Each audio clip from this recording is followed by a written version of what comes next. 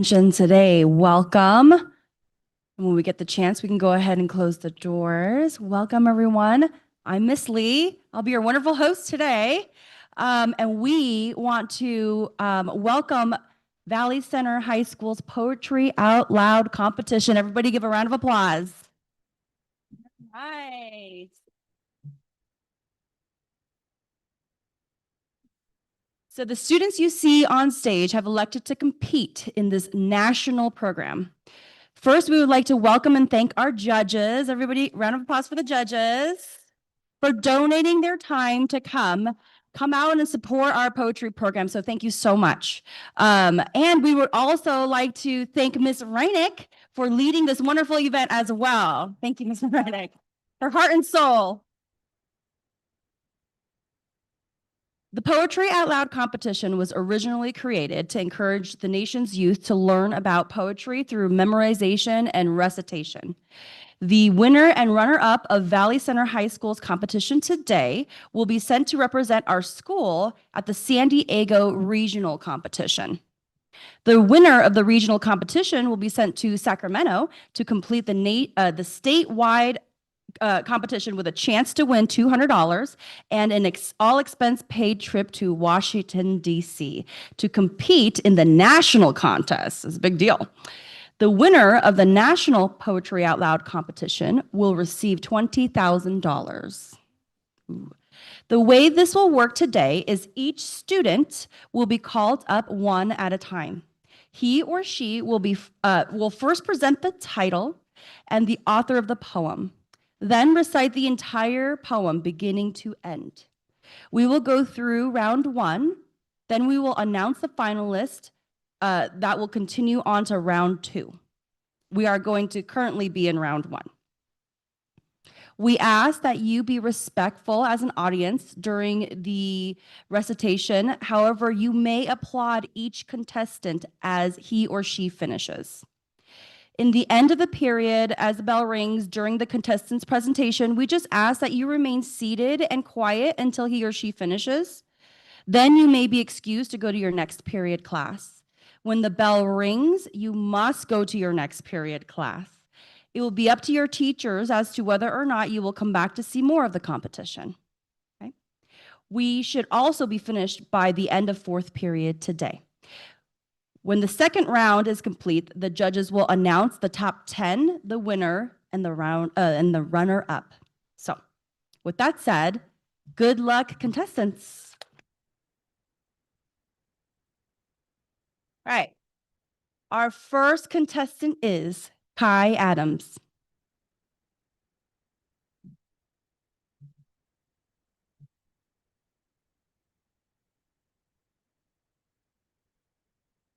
Sea Poppies by Hilda Doolittle.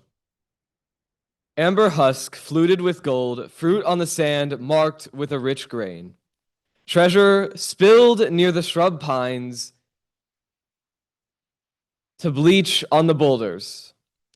Your stalk has caught root among wet pebbles and drift flung by the sea and grated shells and split conch shells. Beautiful, widespread, fire upon leaf. What meadow yields so fragrant a leaf as your bright leaf? Thank you. Sayuri Avalar. Oh. My bad. We're going to wait just a second.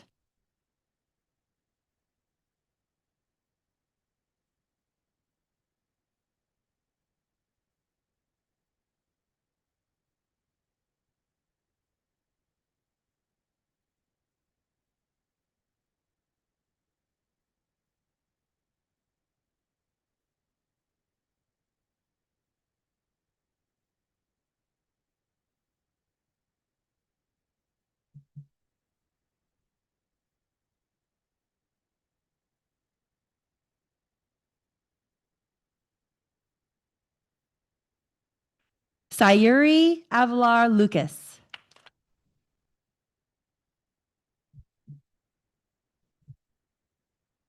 Call of the Night by Juna Barnes. Dark in the wind-blurred pines, with the glimmer of light between, then I, entombed for an hourless night, with the world of things unseen. Mist, the dust of flowers, leagues heavy with promise of snow, and a beckoning road twixt vale and hill with the lure that all must know.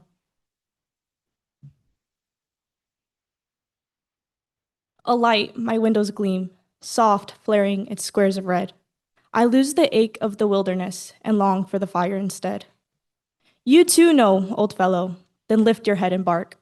It's just the call of the lonesome place, the winds, and the housing dark. Thank you.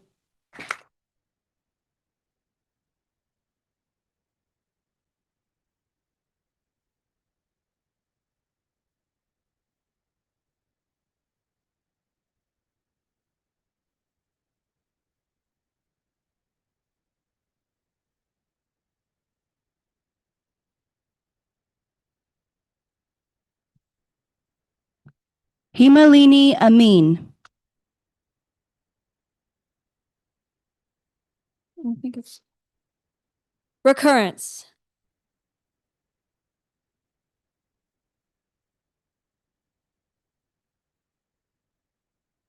Dan?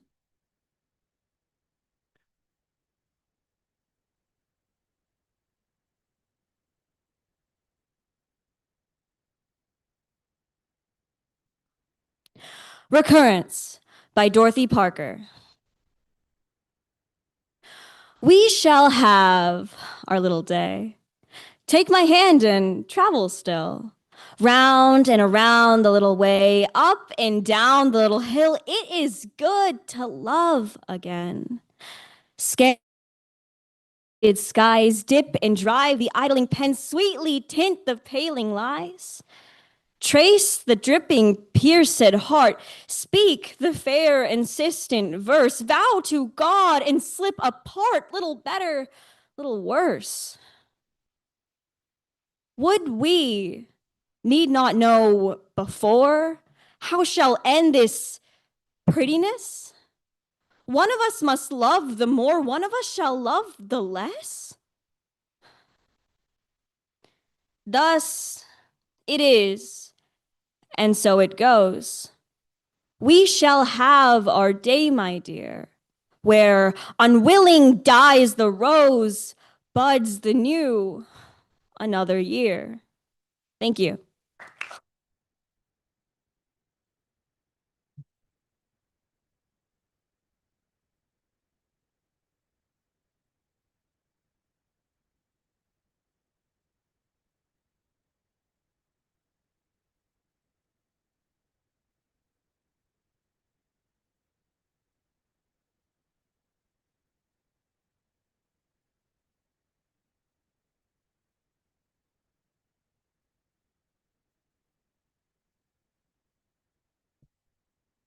John Amin.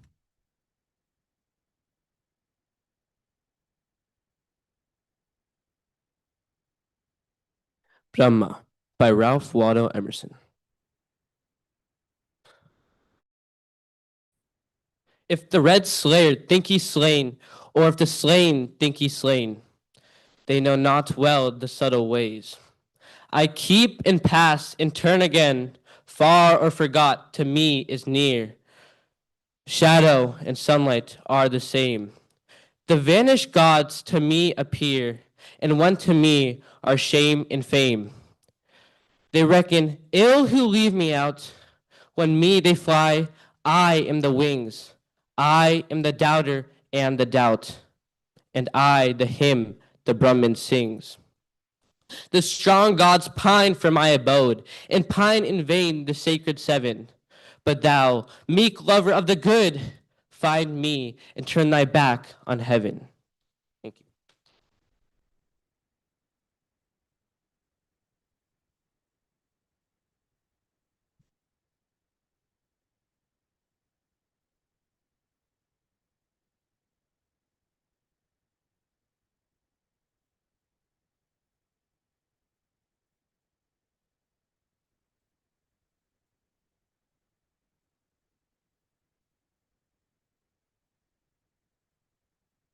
Daniel Arizola.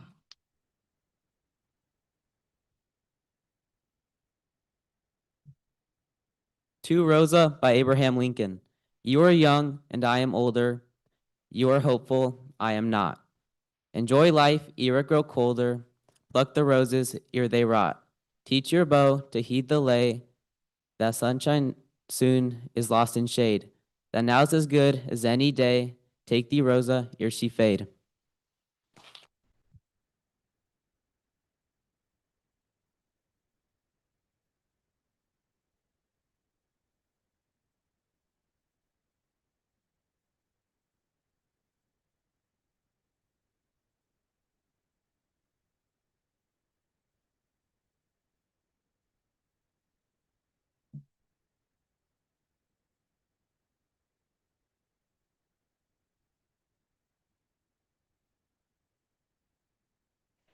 Karen Ariola.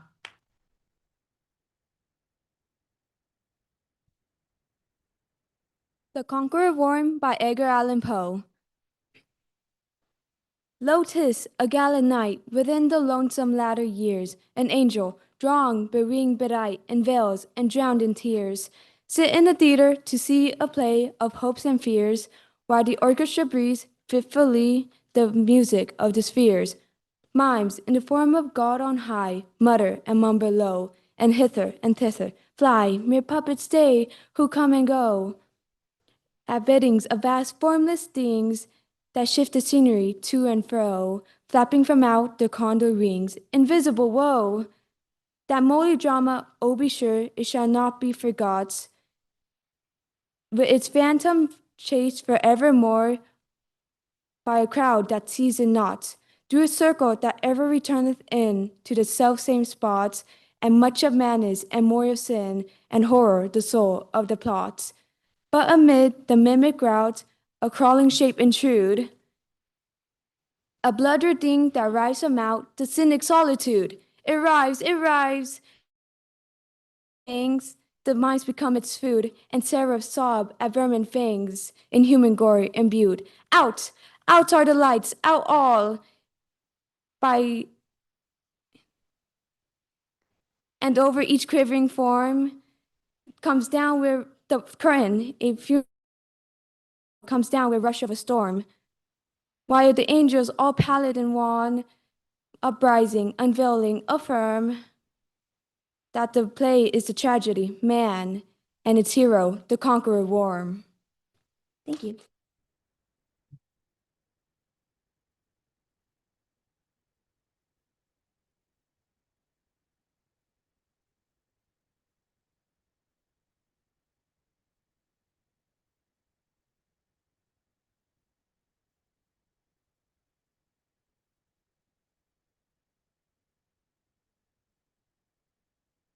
Abigail Beckett.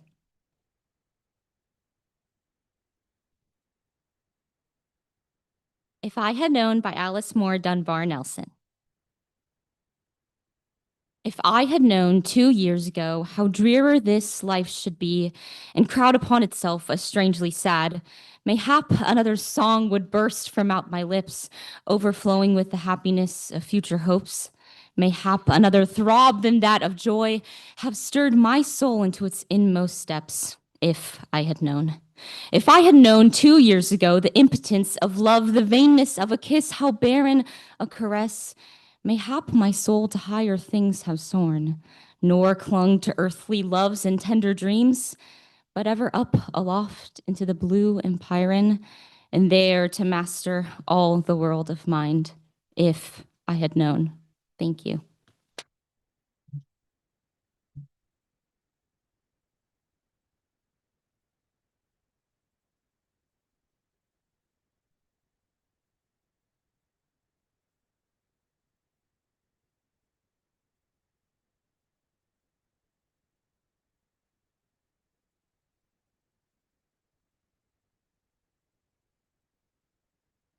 Haroop Boporai.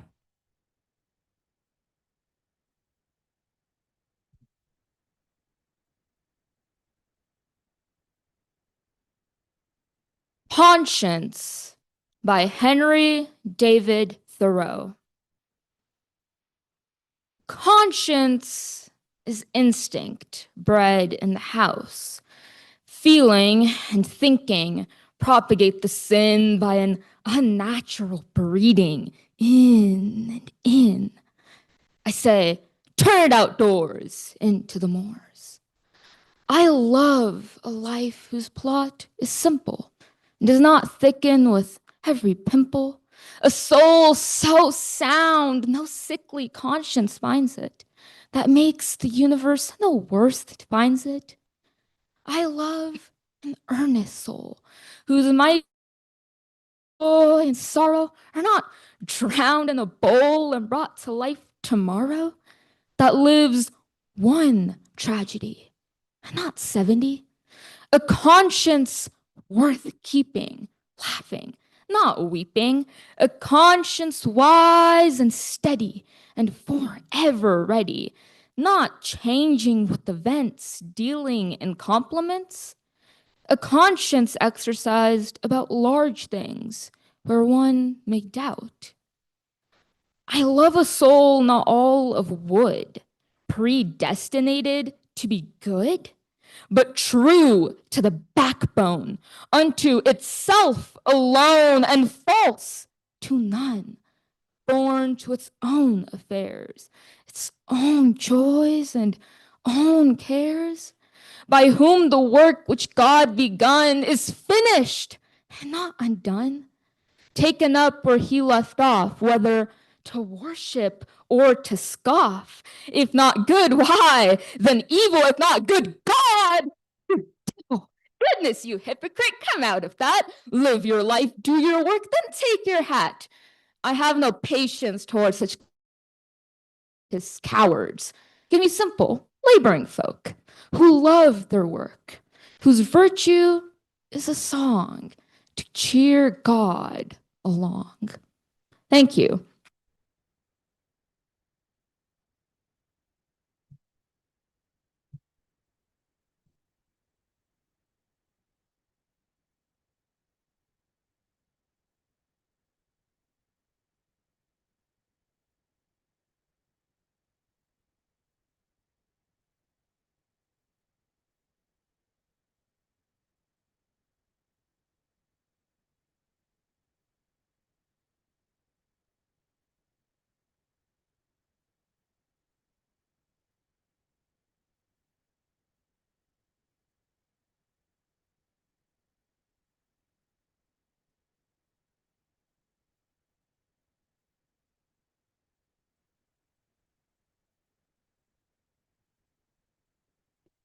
Malaya KG.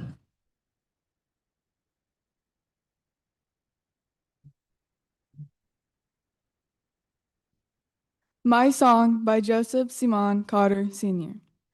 I sang me a song, a tiny song, a song that was sweet to my soul, and set it afloat on the sea of chance in search of a happy goal. I said to my song, go on, and lodge in a tender spot of some human soul where the fires of hate and selfishness are not. My song went on but a little space and hied it back to me, and fell at my feet in a sorry plight, the victim of cruelty. I gazed a moment and quickly saw just how it had come about. A cruel critic had caught my song and probed the soul of it out. Oh, poor indeed is the human mind, and why was it ever wrought, that can thrive on husk in the form of words and not on a sturdy thought? Thank you.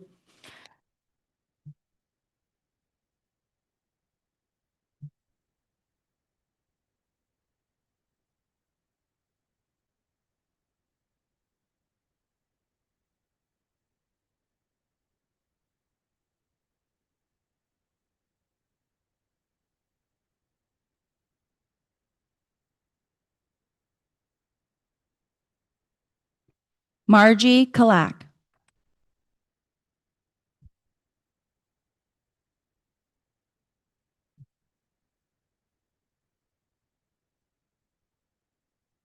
Song of Myself, 26, by Walt Whitman.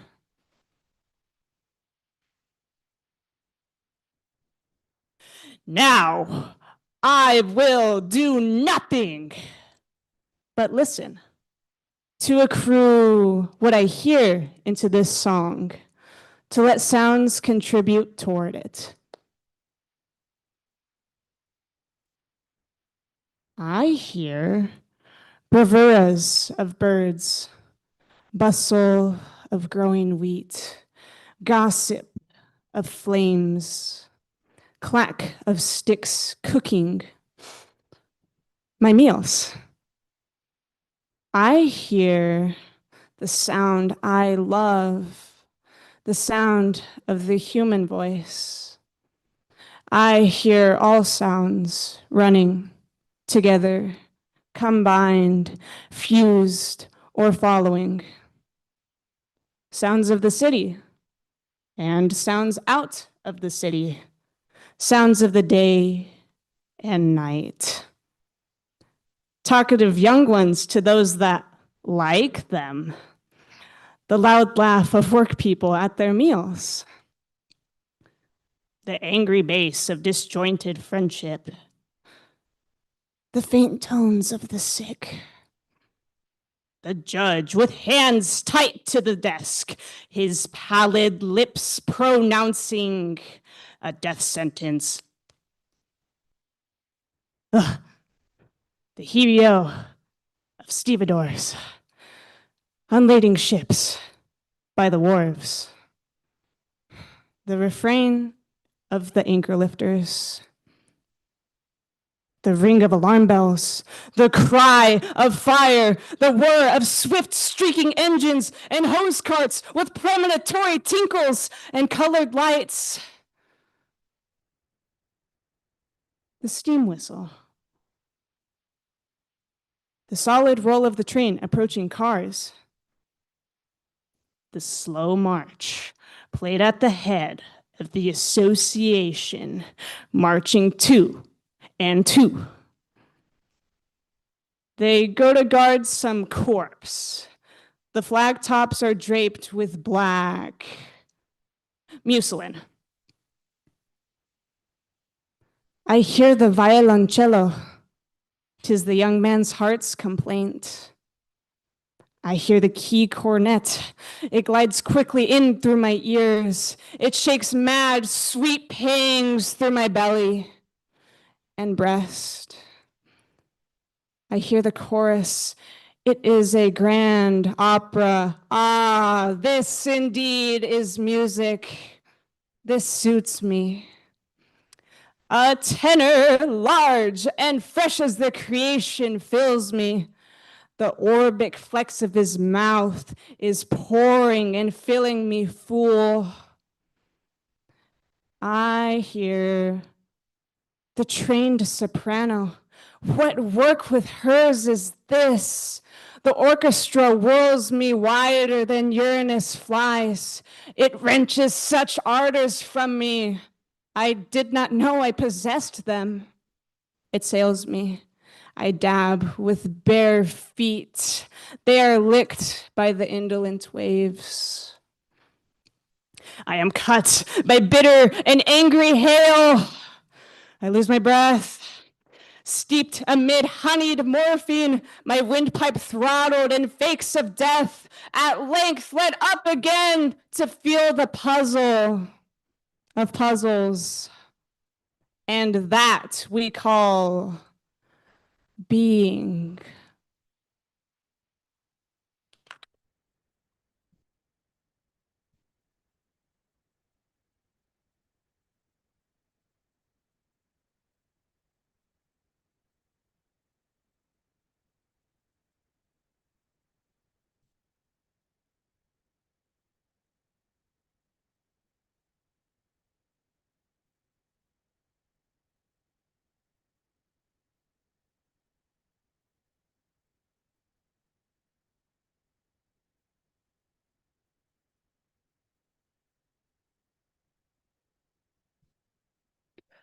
Francis Cannon Francisco.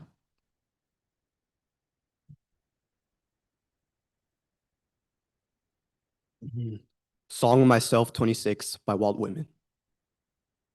Now I will do nothing but listen. Accrue what I hear into this song, till its sounds contribute toward it. I hear bravures of birds, bustle of growing wheat, gossip of flames, clack of sticks cooking my meals. I hear the sound I love, the sound of the human voice. I hear all sounds running together, combined, fused, or following. Sounds of the city and out of the city. Sounds of the day and night. Talkative young ones to those that like them. The loud laugh of work people at their meals. The angry bass of disjointed friendship. The faint tones of the sick. The judge with hands tight, his pouted lips pronouncing a death sentence. The heave-yo of stevedores on lading ships by the wharves. The refrain of the anchor lifters. The ring of alarm bells, the cry of fire, the whir of swift streaking engines in hose carts with premonitory tinkles and colored lights. The steam whistle, the solid roll of the train of approaching cars. The slow march played at the head of the association, marching two and two. They go to guard some corpse. The flag tops are draped with black muslin. I hear the violoncello. 'Tis the young man's heart's complaint. I hear the keyed cornet. It glides quickly in through my ears. It shakes mad sweet pangs through my belly and breasts. I hear the chorus. It is a grand opera. Ah, this is indeed music. This suits me. I hear the trained soprano. What work with hers is this? The orchestra whirls me wider than Uranus flies. It wrenches such ardors from me I did not know I possessed them.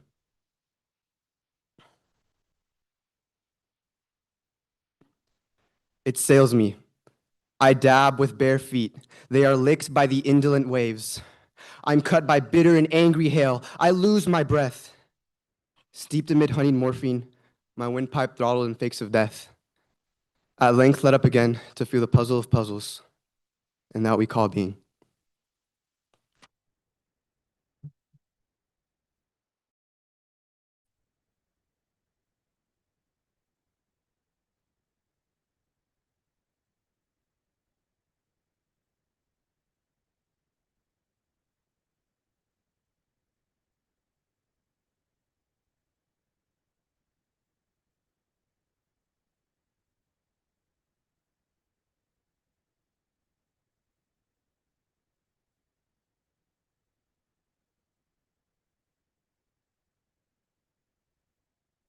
Jeffrey Carlson.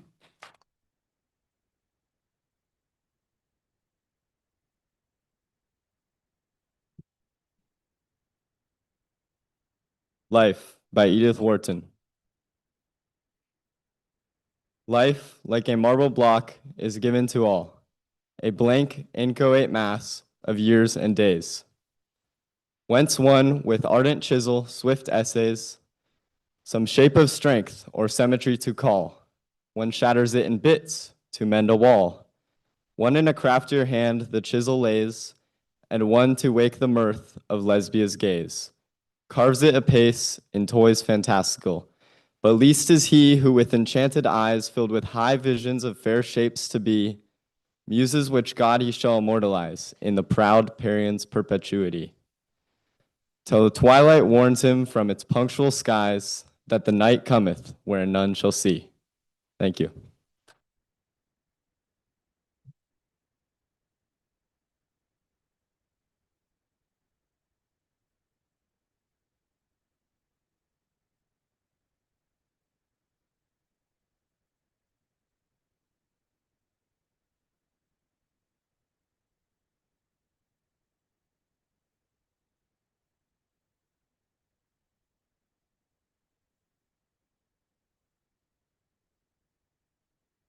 Reese Contreras.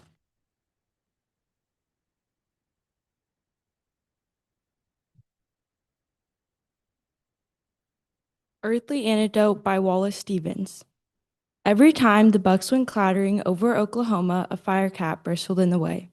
Wherever they went clattering, until they swerved in a swift circular line to the right because of the fire cat, or until they swerved in a swift circular line to the left because of the fire cat.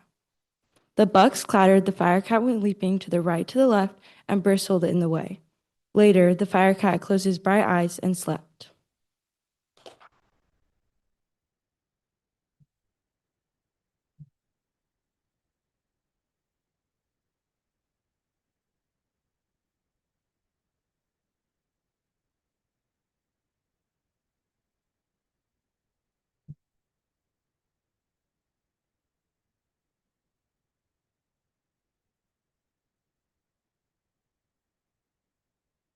Sam Cordero.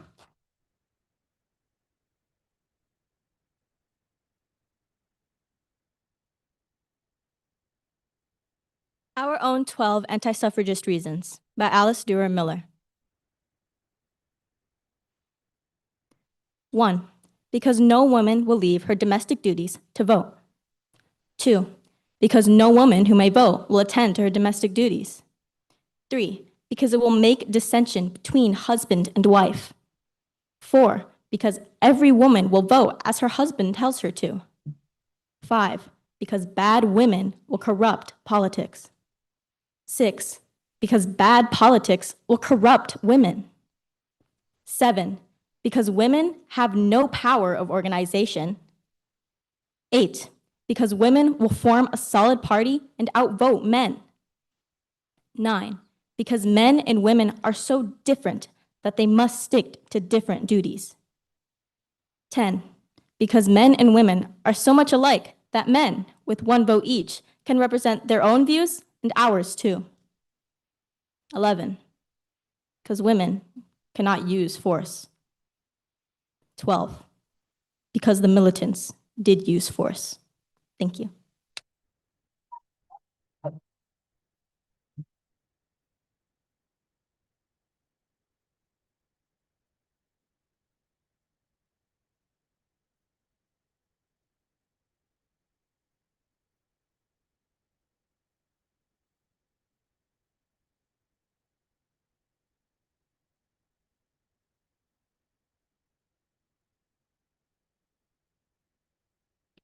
Enrique Covarrubias Villegas.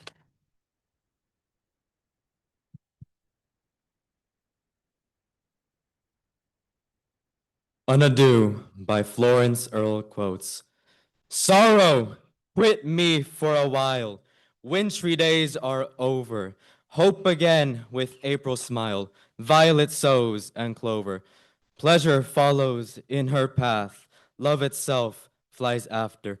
And the brook a music hath, sweet as child its laughter. Not a bird upon the bough can repress its rapture. Not a bud that blossoms now, but doth beauty capture. Sorrow, thou art winter's mate. Spring cannot regret thee. Yet my friend of late, I shall not regret thee.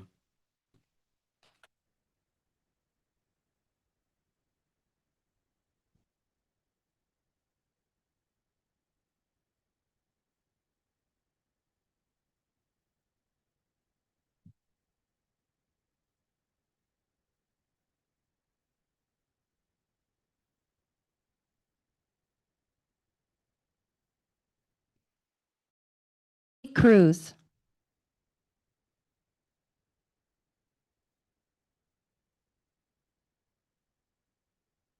My Grandmother's Love Letters by Hart Crane. There are no stars tonight, but those of memory.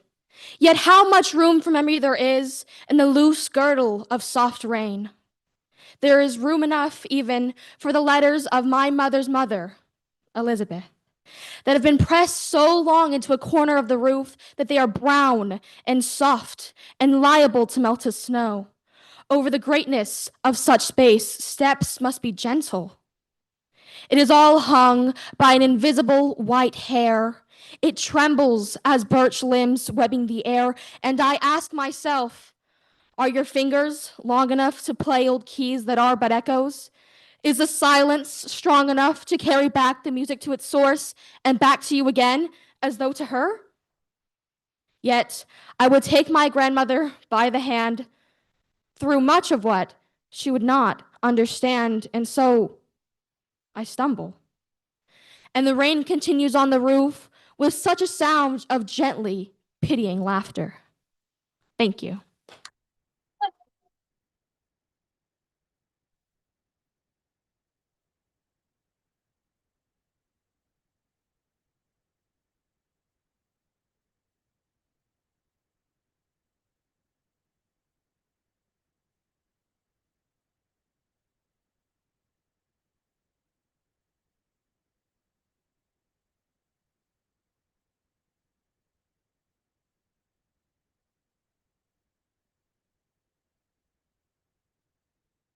Uish Edwards.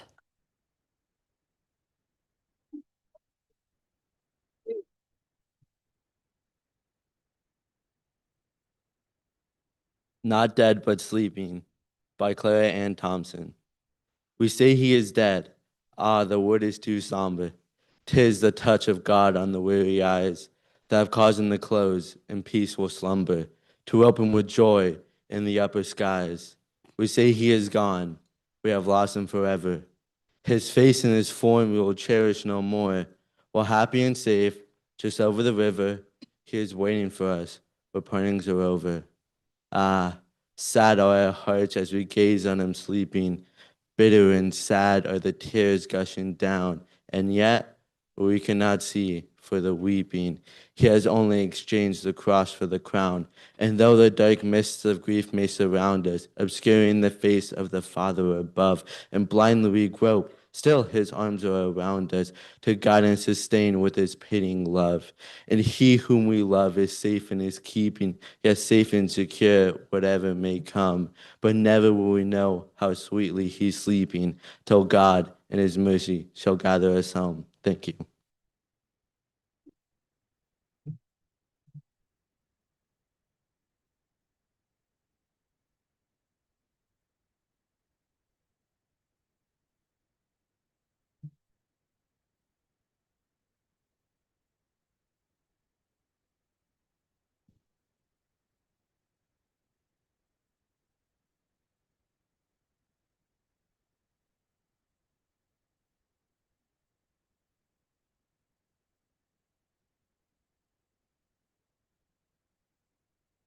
Finn Elhard.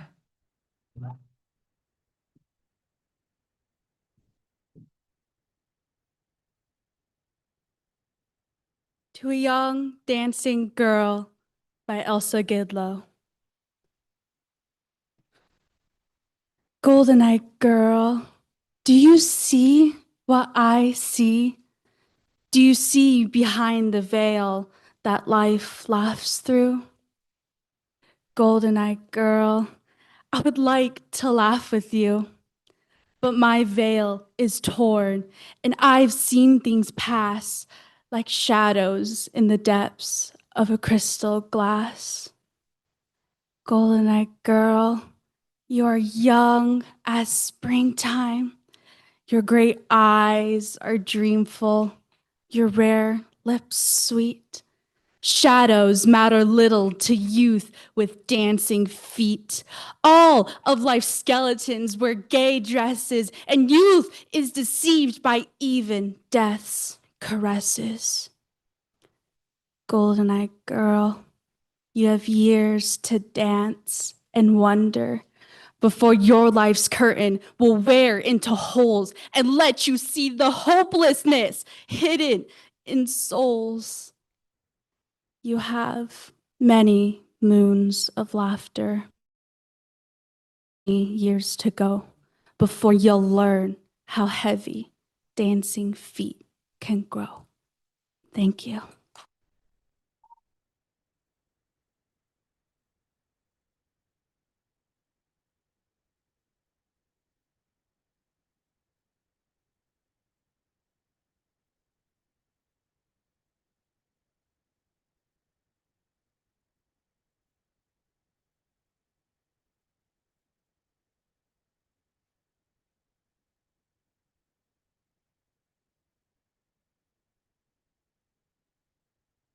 Shelby Fornoff.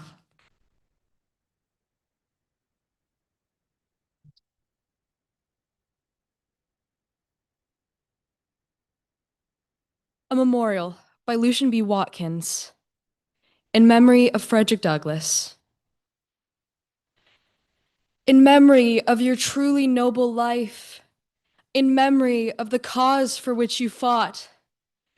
In memory of your fierce and noble strife. In memory of the lasting good you wrought. In memory of the talents really great that found a home within your massive brains. This chord I touch to sound your honors due.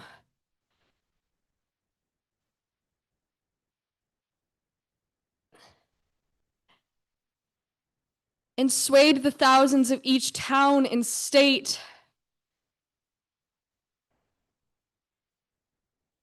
Who heard your forceful oratory strains. I offer now these simple words of phrase, this chord I touch to sound your honors due. The pathway of your truly noble days shines now a grand and brilliant light for you. Thank you.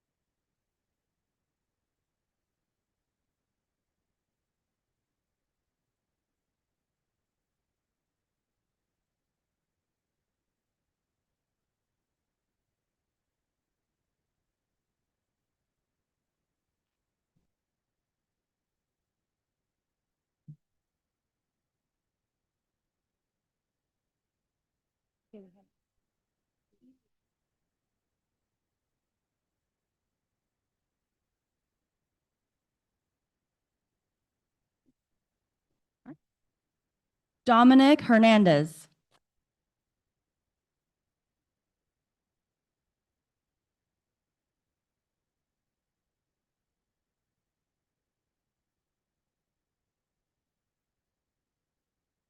In the Desert by Stephen Crane. In the desert, I saw a creature, naked, bestial, who squatting upon the ground held his heart in his hands and ate of it. I said, "Do you like it, friend?" "It is bitter." "Bitter," he answered, "but I like it because it is bitter and because it is my heart."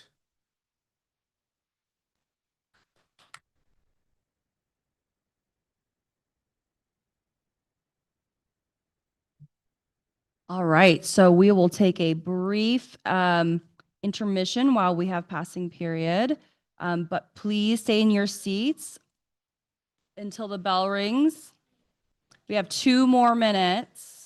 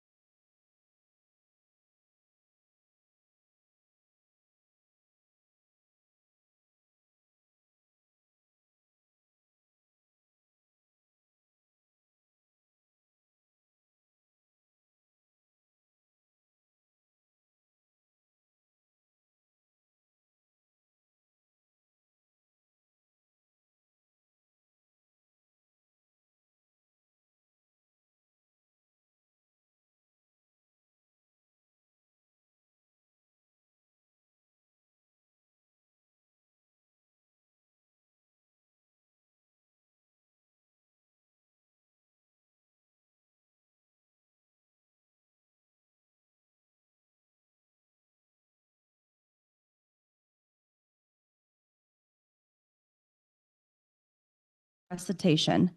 The winner and runner-up of Valley Center High School's competition today will be sent to represent our school at the San Diego Regional Competition. The winner of the regional competition will be sent to Sacramento to complete statewide with a chance to win $200 and an all-expense-paid trip to Washington, D.C. to compete in the national contest. The winner of the National Poetry Out Loud competition will receive $20,000. The way this will work today is each student will be called up one at a time. He or she will first present the title and the author of the poem, then recite the entire poem beginning. We are currently in round one. We ask that you be respectful as an audience during each recitation. However, you may applaud each contestant as he or she finishes. If the end of the period bell rings during the contestant's presentation, we ask that you remain seated and quiet until he or she finishes. Then you may be excused to go to your next period class. When the bell rings, you must go to your next period class. It will be up to your teacher as to whether or not you will come back to see more of the competition. We should be finished by the end of fourth period today. Okay. When the second round is complete, the judges will announce the top 10 and the winner-up and the runner-up. Okay, so at this time, good luck, contestants.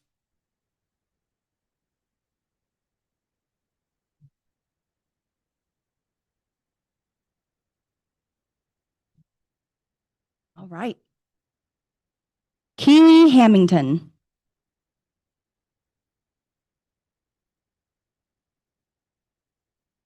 Earthly Anecdote by Wallace Stevens.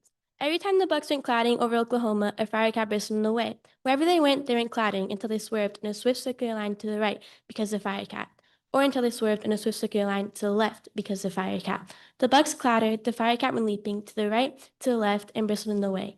Later, the fire cat closed his bright eyes and slept.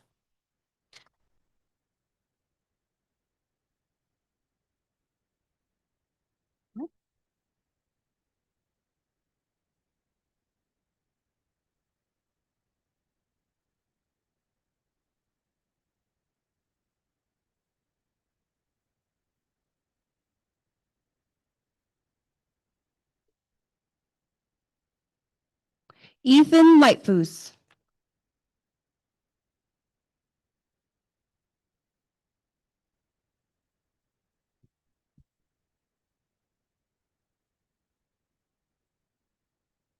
The Statesman by Ambrose Bierce. How blessed the land that counts among her sons so many good and wise, to execute great feats of tongue when troubles rise. Behold them mounting every stump, by speech our liberty to guard. Observe their courage, see them jump, and come down hard. Walk up, each cries aloud, and learn from me what you must do, to turn aside the thundercloud, the earthquake too. Beware the wiles of yonder quack, who stuffs the ears of all that pass. I alone can show that black is white as grass. They shout through all the day, and break the silence of the night as well. I wish they'd go and make of heaven a hell. A advocates free silver, B free trade, and C free banking laws. Free board, clothes, lodging would from me win warm applause. Lo, D lifts up his voice. You see, the single tax on land would fall on all alike. More evenly, no tax at all. With paper money, bellows E, we'll all be rich as lords, no doubt, and richest of the lot will be the chap without. As many cures as addle wits, who know not what the ailment is. Meanwhile, the patient foams and spits like a gin fizz. Alas, poor body politic, your fate is all too clearly read, to be not altogether quick, nor very dead. You take your exercise in squirms, your rest in fainting fits between. 'Tis plain that your disorder's worms fat and lean. Worm capital, worm labor dwell, within your maw and muscles scope. Their quarrels make your life a hell, your death a hope. God send you find not such an end to ills, however sharp and huge. God send you convalesce. God send you vermifuge.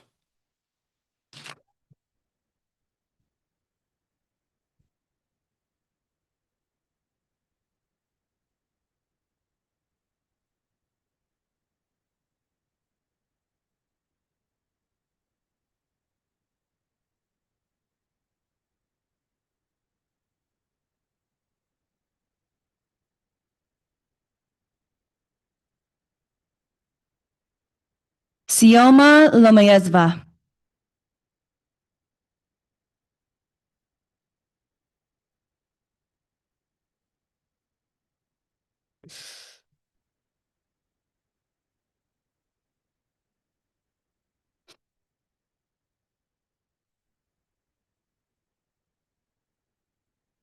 A Hymn to the Evening by Phyllis Wheatley. Soon as the sun forsook the eastern main, the pealing thunder shook the heavenly plain. Majestic grandeur from the zephyr's wing exhales the incense of the blooming spring.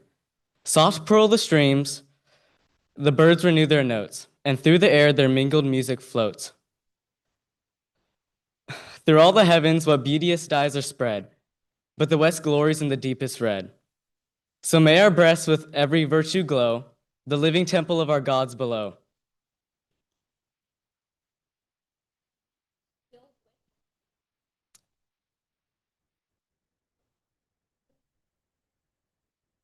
Filled with the praise of him who gives the light and draws the sable curtains of the night. Let placid slumber soothe each weary mind.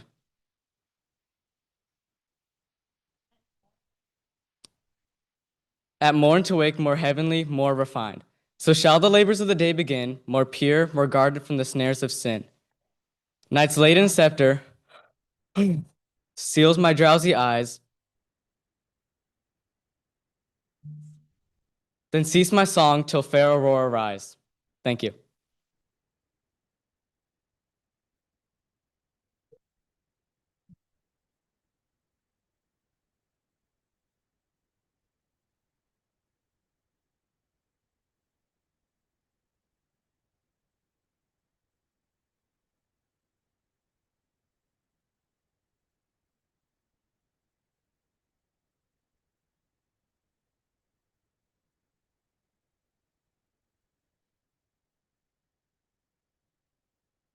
Sarah Lopez.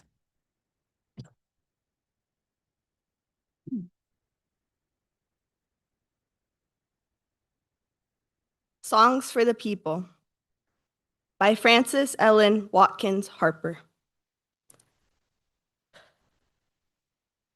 Let me make the songs for the people, songs for the old and young, songs to stir like a battle cry wherever they are sung. Not for the clashing of sabers, for carnage, nor for strife, but songs to thrill the hearts of men with more abundant life. Let me make the songs for the weary, amid life's fever and fret, till hearts shall relax their tension and careworn brows forget. Let me sing for the little children before their footsteps stray, sweet anthems of love and duty to float over life's highway. I would sing for the poor and aged when shadows dim their sight, of the bright and restful mansions where there shall be no night.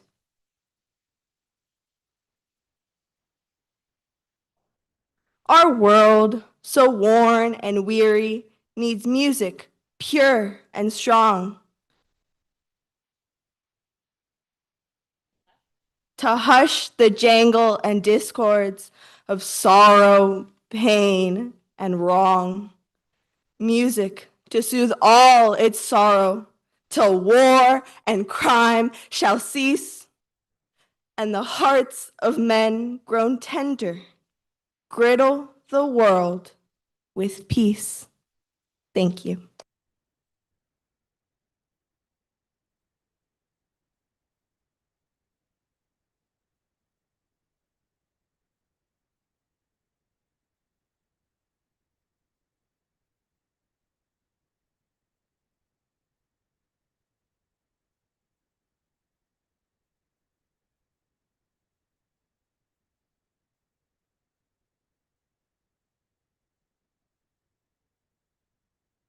Ishel McGee.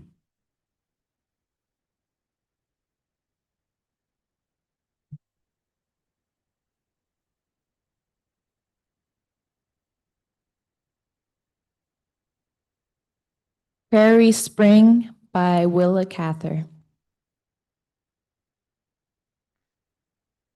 Evening and the flatland, rich and somber and always silent. The miles of fresh plowed soil, heavy and black, full of strength and harshness. The growing wheat, the growing weeds, the toiling horses, the tired men. The long, empty roads, sullen fires of sunset fading. The eternal, unresponsive sky. Against all this, youth, flaming like the wild roses, singing like the larks over the plowed fields, flashing like a star out of the twilight.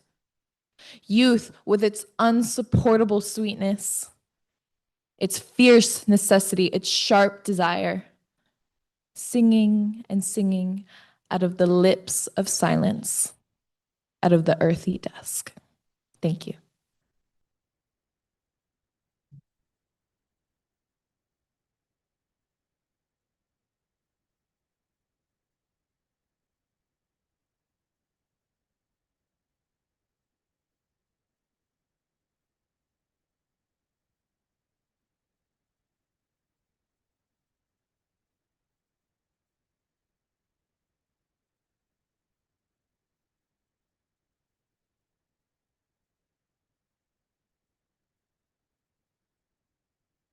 Joseph Martinez.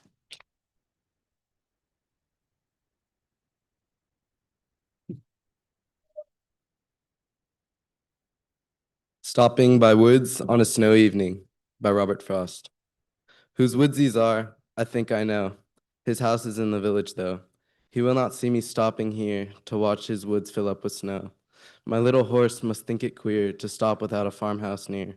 Between the woods and the frozen lake, the darkest evening of the year, he gives his harness bells a shake to ask if there is some mistake. The only other sound's the sweep of easy wind and downy flake. The woods are lovely, dark, and deep, but I have promises to keep, and miles to go before I sleep, and miles to go before I sleep. Thank you.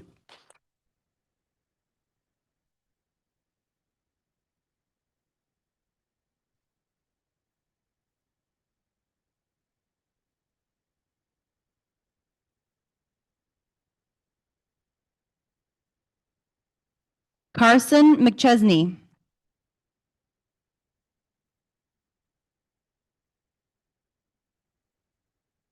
Oh, Captain, my Captain, by Walt Whitman. Oh, Captain, my Captain, our fearful trip is done.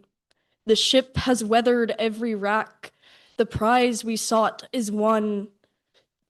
The port is near, the bells I hear, the voice, the people all exulting, while follow eyes the steady keel, the vessel grim and daring.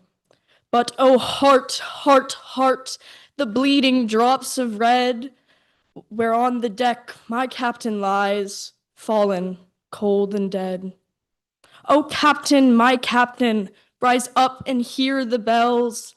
Rise up, for you the flag is flung, for you the bugle trills, for you bouquets and ribboned wreaths, for you the shores are crowding, for you they call the swaying mass, their eager faces turning. Here, Captain, dear father, this arm beneath your head. It is some dream that on the deck You've fallen, cold and dead. My captain does not answer. His lips are pale and still. My father does not feel my arm. He has no pulse nor will.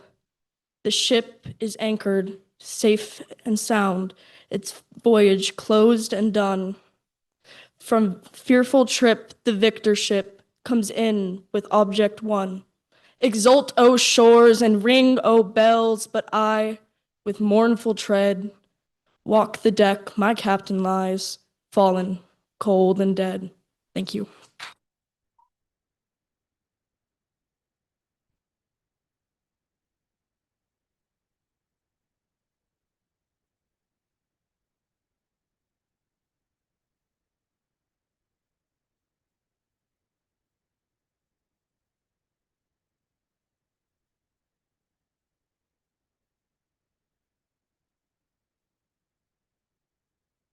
Mia Mendez.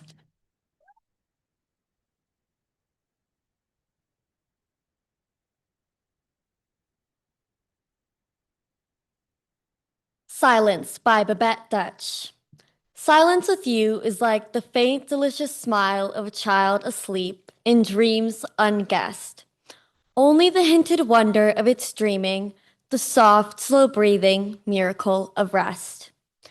Silence with you is like a kind departure from iron clangor and the engulfing crowd into a wide and greenly barren meadow under the bloom of some blue blossomed cloud, or like one held upon the sands at evening. When the drawn tide rolls out and the mixed light of sea and sky enshrouds the far wind-bellowed sails that move darkly on the edge of night. Thank you.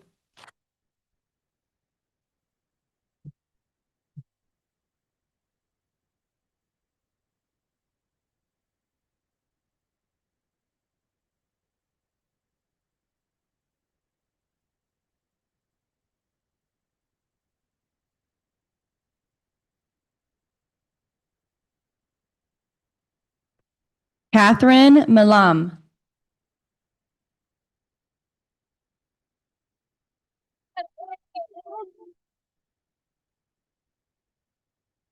To a Great Lady in My Small House by Mark Van Doren. You are too kind to come at all. The door closed on you and my hall shivered in sudden, naked shame. I whispered it was not to blame and followed you within to where you were awaited by my chair. It was so small, and you sat with a so gracious smile. A frown would have gone better with that wall. You were too kind to smile at all. You stretched a hand toward the grate. Its welcome was inadequate.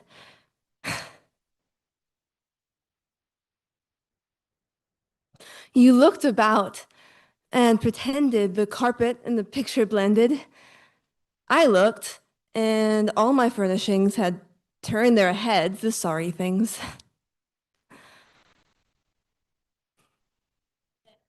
You said you felt at home. A lie, my misery was finished by. Even your guilelessness was gall. You were too kind to come at all. Thank you.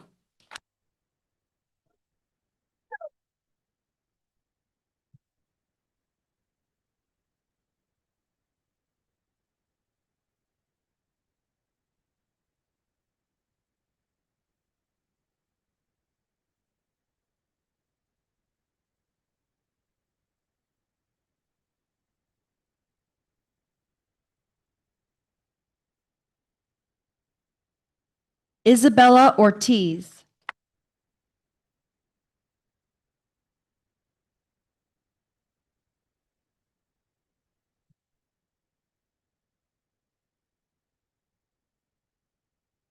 Come, Let Us Be Friends by Sarah Lee Brown Fleming. Come, let us be friends, you and I. And though the world doth hate at this hour, let's bask in the sunlight of a love so high that war cannot dim it with all its armed power. Come, let us be friends. you and I. The world hath her surplus of hatred today. She needeth more love. See, she droops with a sigh, where her axis doth slant in the sky far away. Come, let us be friends, you and I, and love each other so deep and so well that the world may grow steady and forward fly, lest she wander toward chaos and drop into hell. Thank you.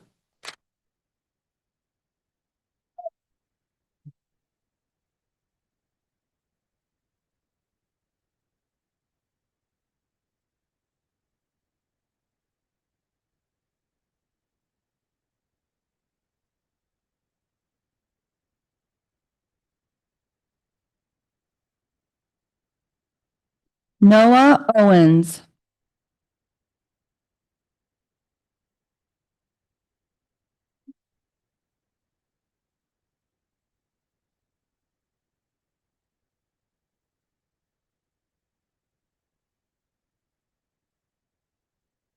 It Was Not Fate by William H.A. Moore.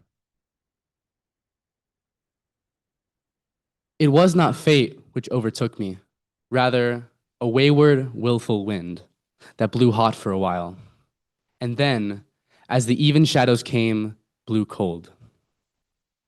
What pity it is that a man grown old in life's dreaming should stop, even for a moment, to look into a woman's eyes. And I forgot that one's heart must be steeled against the east wind. Life and death alike come out of the east. Life, as tender as young grass, and death, as dreadful as the sight of clotted blood. I shall go back into the darkness, not to dream, but to seek the light again. I shall go by paths, mayhap, on roads that wind around the foothills where the plains are bare and wild and the passers-by come few and far between. I want the night to be long, the moon blind, the hills thick with moving memories, and my heart beating a breathless requiem for all the dead days I have lived. When the dawn comes, dawn, deathless, dreaming, I shall will that my soul must be cleansed of hate. I shall pray for strength to hold children close to my heart. I shall desire to build houses where the poor will know shelter, comfort, beauty. And then may I look into a woman's eyes and find holiness, love, and the peace which passeth understanding. Thank you.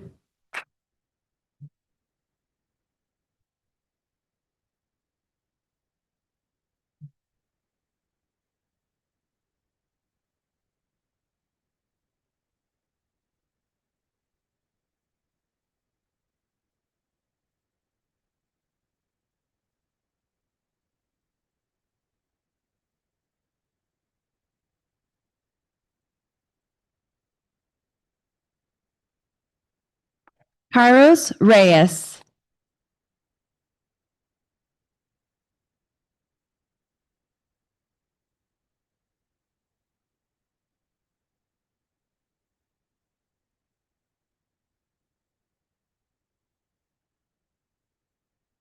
Haunted Houses by Henry Wadsworth Longfellow.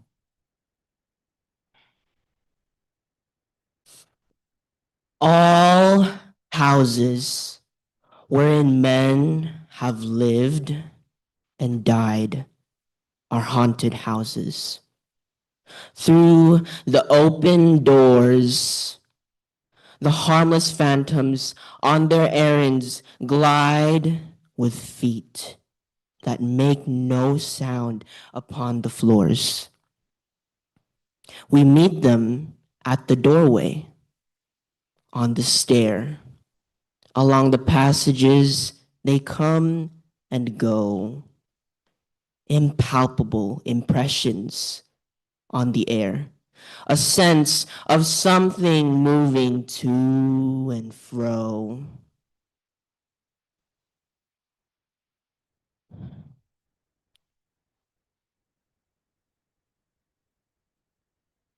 There are more guests at table than the host invited. The illuminated hall is thronged with quiet, inoffensive ghosts, as silent as the pictures on the wall.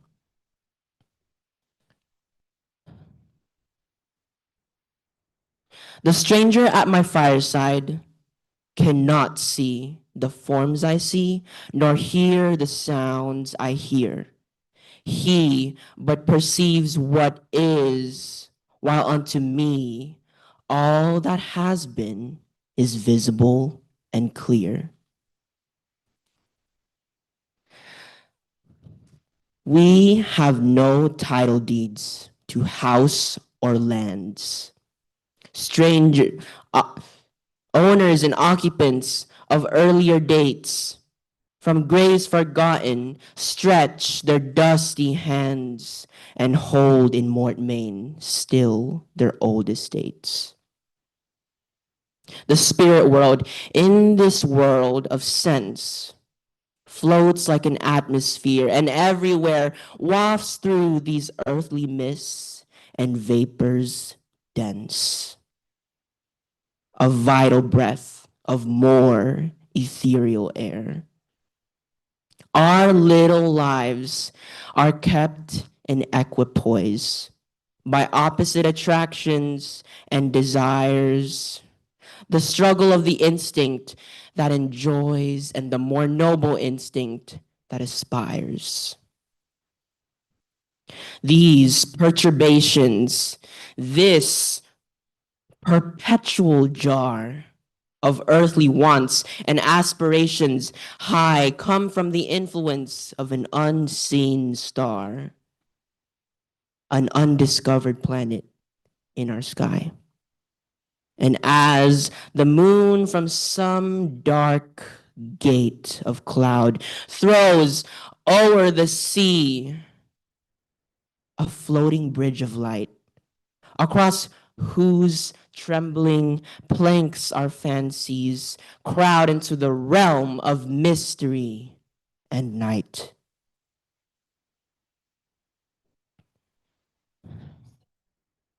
So from the world of spirits, there descends a bridge of light, connecting it with this, over whose unsteady floor that sways and bends, wander our thoughts above the dark abyss. Thank you.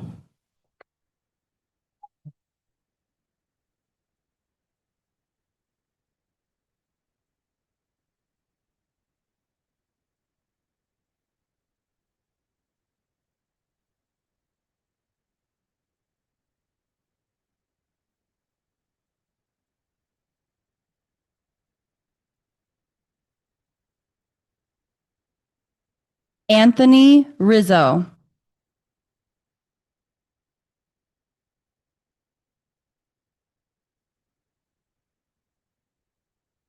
Fire and Ice by Robert Frost. Some say the world will end fire, some say in ice. From what I've tasted of desire, I hold with those who fear fire. But if I had to perish twice, I think I know enough of hate, told with those who fear fire, with those who fear fire.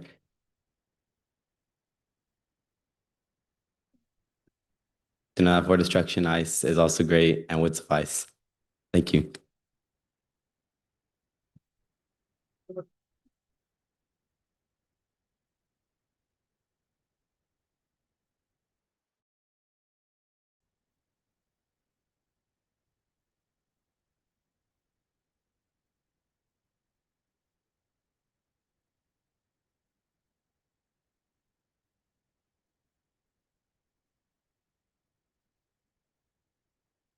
Emily Roach.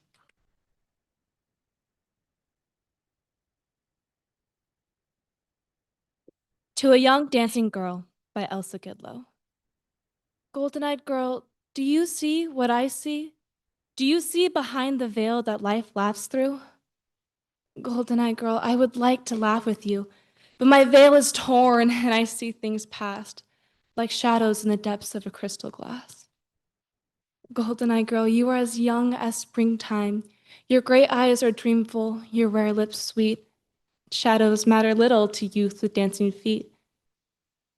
All of life's skeletons wear gray dresses, and youth is deceived by even death's caresses. Golden-eyed girl, you have years to dream and laughter, for your life's curtain will wear into holes and let you see the hopelessness hidden in souls. You have many moons of laughter, many years to go before you learn how heavy dancing feet can grow. Thank you.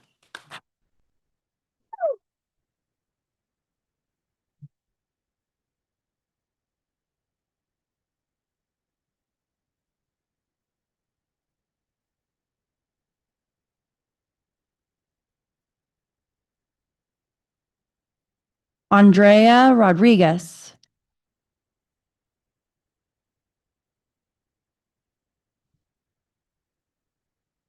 Cross by Laxton Hughes. My old man's a white old man, and my old mother's black. If ever I cursed my white old man, I'd take my curses back. If ever I cursed my black old mother and wish she were in hell, I'm sorry for that evil wish, and now I wish her well. My old man died in a fine big house. My mom died in a shack. I wonder where I'm gonna die, being neither white nor black. Thank you.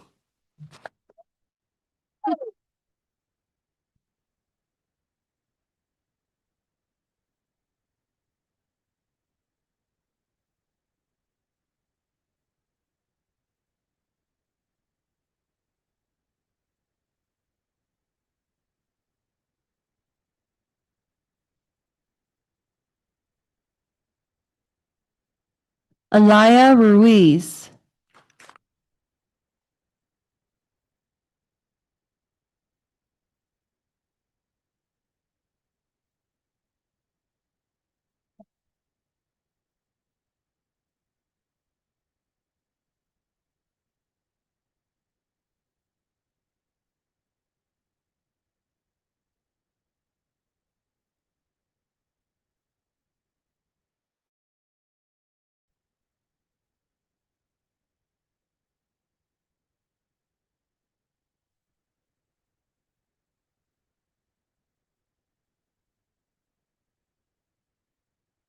My Song by Joseph Seaman Carter. I sang me a song, a tiny song, a song that was sweet to my soul, and set it afloat on the sea of chance in search of a happy goal. I said to my song, go on, and lodge in a tender spot of some human soul where the fires of hate and selfishness are not. My song went on, but a little space, and hied it back to me, and fell at my feet in a sorry plight, the victim of cruelty. I gazed a moment and quickly saw just how it had come about. A cruel critic had caught my song and probed the soul of it out. Oh, poor indeed is the human mind, and why was it ever wrought? That can thrive on husk in the form of words, and not on a sturdy thought. Thank you.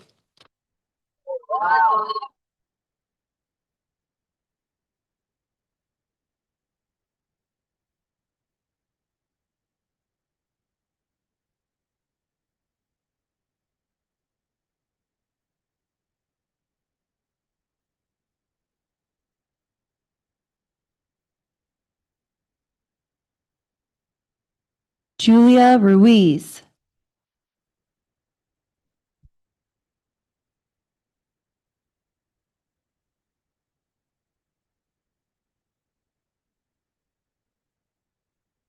Trees by Joyce Kilmer.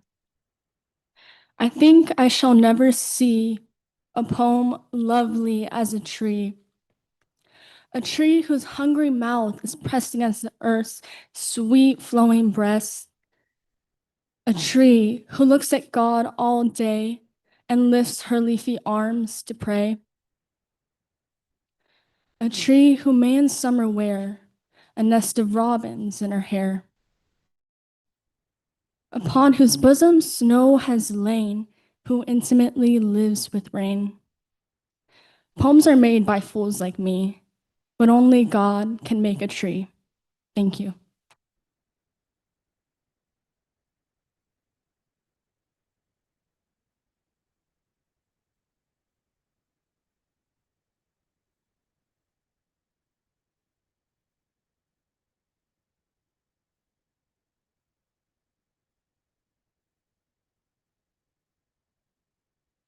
Malachus Slater Julian.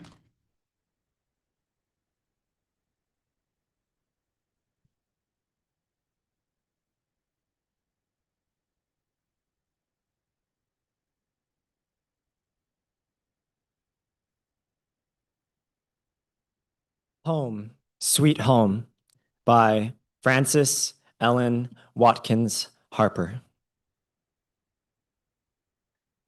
Sharers of a common country, they had met in deadly strife.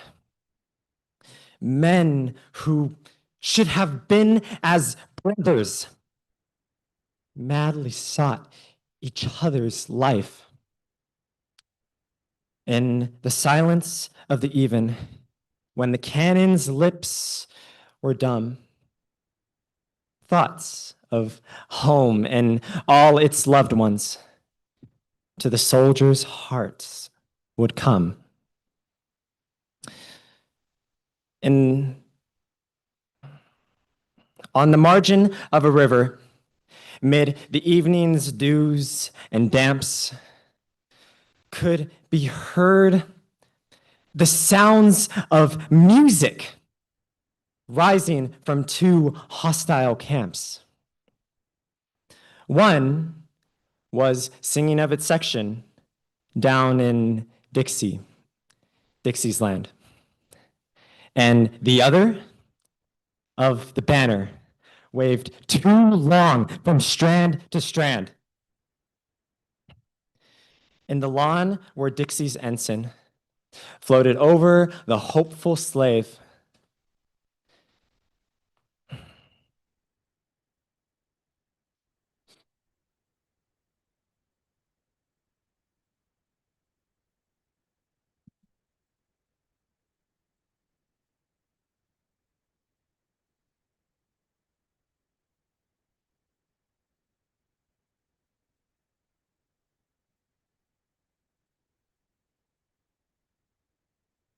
Rose the song that freedom's banner, starry lighted, long might wave.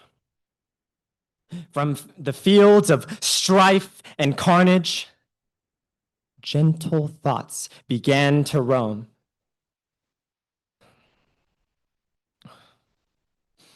And a tender strain of music rose with words of home, sweet home.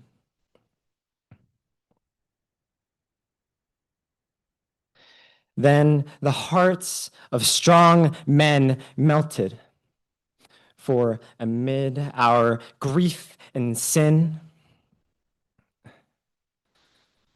still remains that touch of nature telling us we all are kin.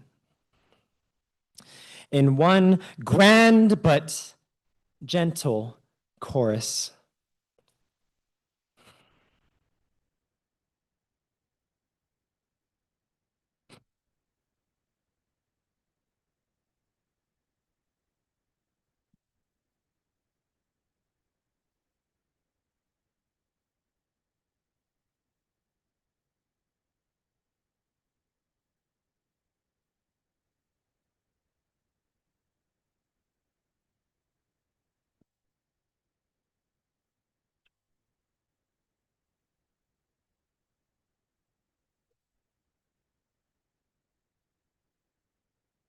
Floating to the starry dome came the words that brought them nearer, words that told of home, sweet home.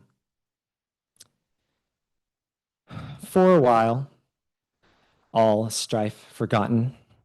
They were only brothers then, joining in the sweet old chorus, not as soldiers, but as men. Men whose hearts would flow together, though apart their feet might roam, found a tie they could not sever in the memories of each home. May never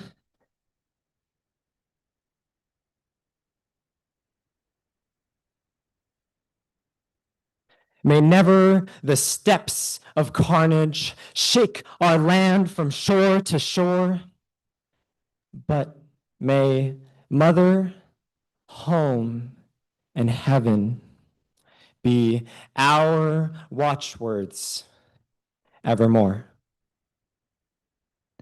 Thank you.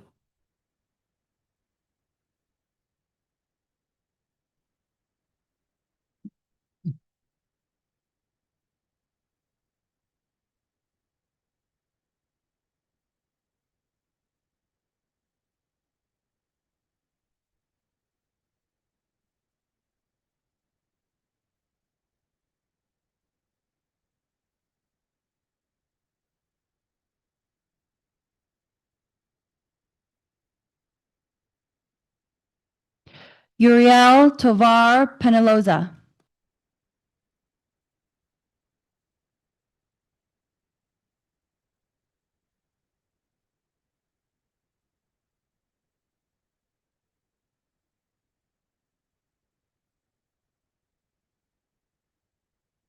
Brotherhood by Georgia Douglas Johnson. Come, brothers all, we not went the blind way of our prison world by sympathy entwined? Shall we not make the bleak way for each other's sake less rugged and unkind? Oh, let each throbbing heart repeat the faint note of another's beat, to lift a chanson for the feet that stumble down life's checkered street. Thank you.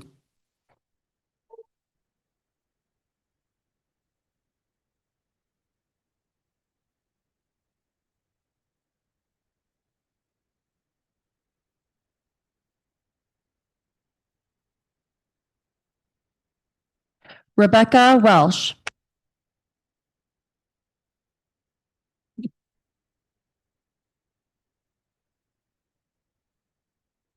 From Brooklyn by Evelyn Scott. Along the shore, a black net of branches tangles the pulpy yellow lamps.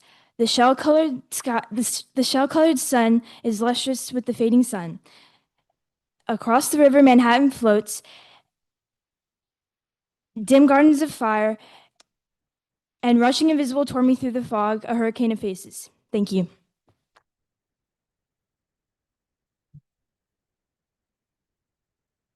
All right, we are going to take a short intermission during this transition passing period. The bell is about to ring in just a few minutes. Thank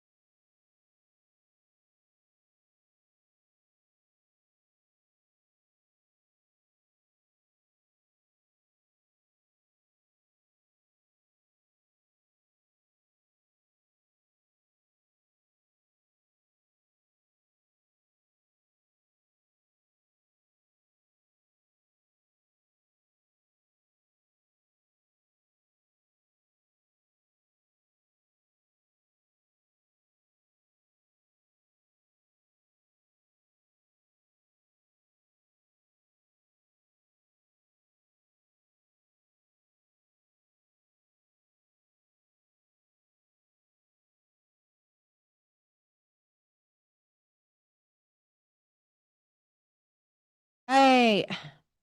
Please make your way to the stadium and have a seat. Thank you so much. We're going to get started. I'm Miss Lee. I'll be your host.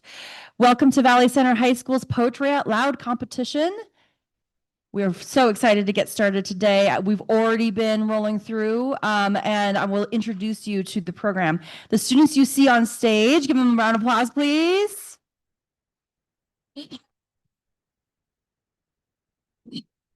They have been elected to compete in this national program. We would like to welcome our judges. Everybody, give a round of applause to our judges for donating their time to come out and support, and also give a round of applause to Ms. Rainick for leading this wonderful event. Poetry Out Loud competition was originally created to encourage the nation's youth to learn about poetry through memorization and recitation. The winner and runner-up of Valley Center High School's competition today will be sent to represent our school at the San Diego Regional Competition.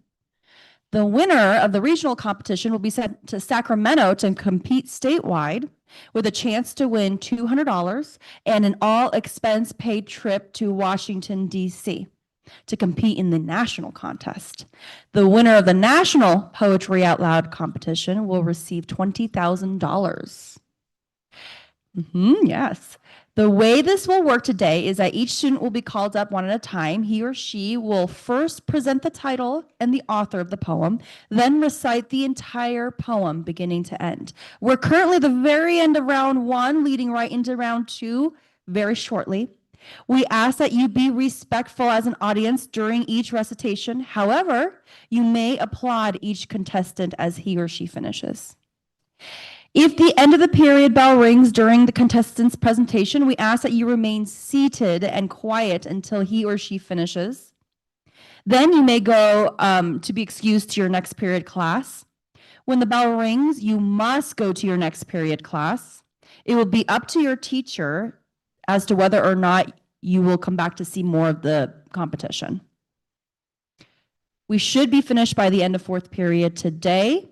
When the second round is complete, the judges will announce the top 10, the winner, and the runner-up. All right, good luck, contestants.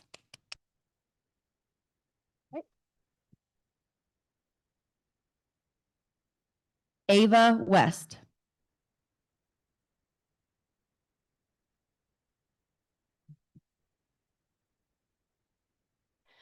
A Dream Within a Dream by Edgar Allan Poe. Take this kiss upon the brow, and, in parting from you now, thus much let me avow. You are not wrong who deem that my days have been a dream. Yet, if hope has flown away in a night or in a day, in a vision or in none, is it therefore the less gone? All that we see or seem is but a dream within a dream. I stand amid the roar of a surf-tormented shore, and I hold within my hand grains of the golden sand. How few, yet how they creep through my fingers to the deep. While I weep,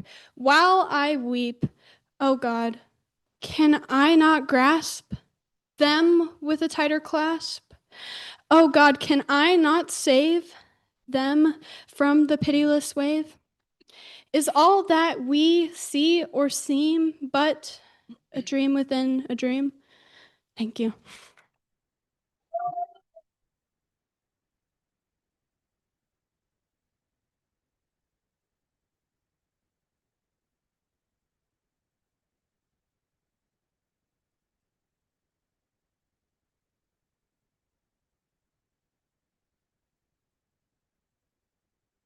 All right, okay, so at this time, we have finished round one, and we are going to enter into round two. Okay, all right. Kai Adams.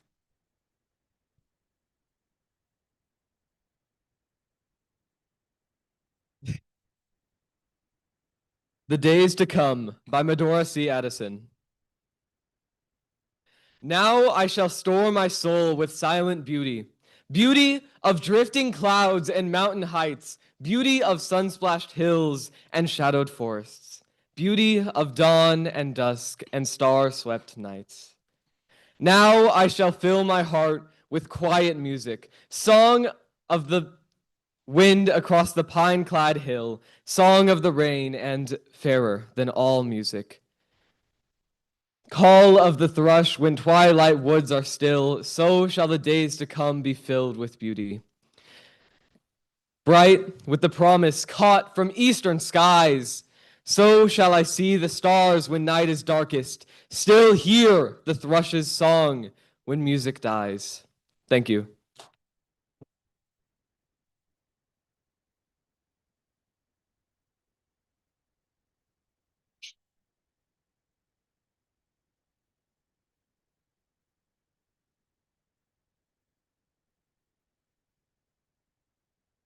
Sayuri Avalar Lucas.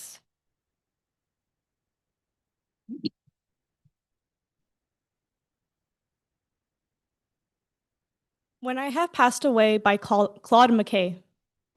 When I have passed away and am forgotten, and no one living can recall my face. When under alien sod my bones lie rotten, without a tree or stone to mark the place. Perchance a pensive youth, with passion burning, for olden verse that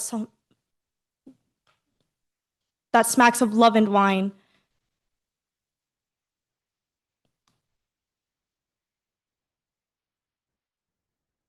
The musty pages of old volumes turning may light upon a little song of mine. And he may softly hum the tune and wonder who wrote the verses in the long ago. Or he may, or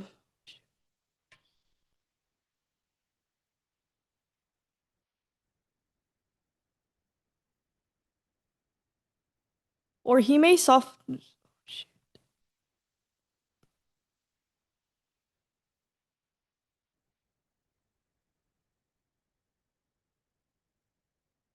Or he may sit him down a while to ponder upon the simple words that touch him so. Thank you.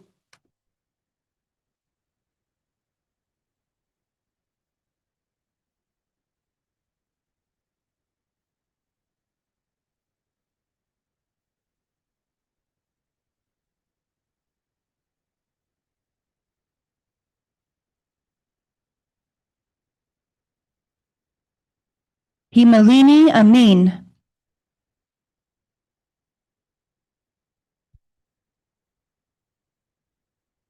Old Ironsides by Oliver Wendell Holmes.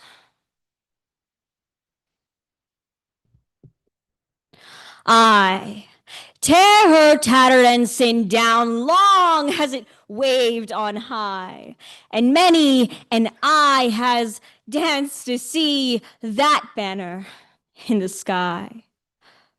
Beneath it rung the battle shout, and burst the cannon's roar. The meteor of the ocean air shall sweep the clouds no more. Her deck, once red with heroes' blood, where knelt the vanquished foe, when winds were hurrying over the flood and waves were white below. No more shall feel the victor's tread or know the conquered need. The harpies of the shore shall pluck the eagle of the sea. Oh, better that her shattered hulk should sink beneath the wave. Her thunders shook the mighty deep, and there should be her grave. Nailed to the mast, her holy flag, set every threadbare sail, and give her to the god of storms, the lightning and the gale. Thank you.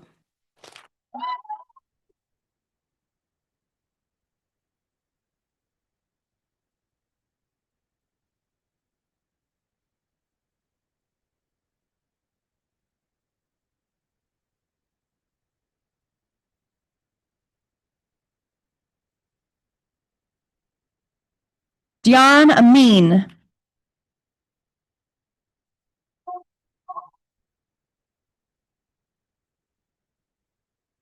Hiberno by Babette Dutch. The park is winter plucked. The sky and the gray pavement show a sheeted face, the covered stare of one who had to die. When men sweat, shoveling muddy snow or heaving ice, they know the helpless sweat that will not wet them twice. They know the staggering heart, the smothered breath that stand between this knowing and the end.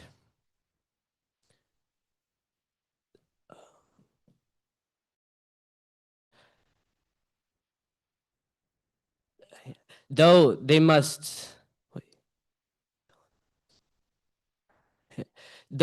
drag a net of heavy hours down their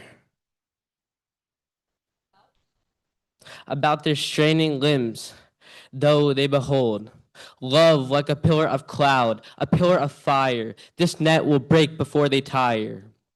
This cloud, this flame will vanish and be cold.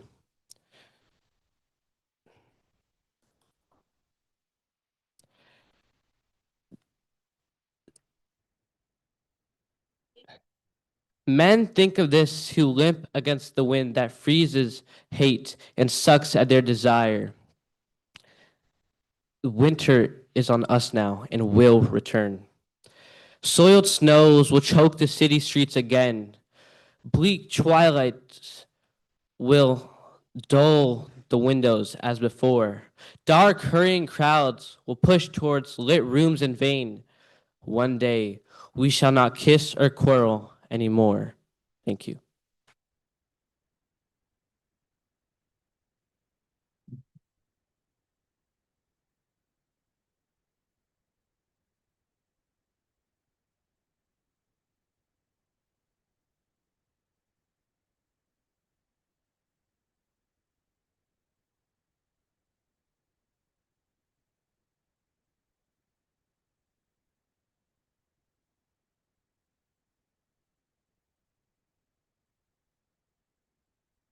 Daniel Arizola.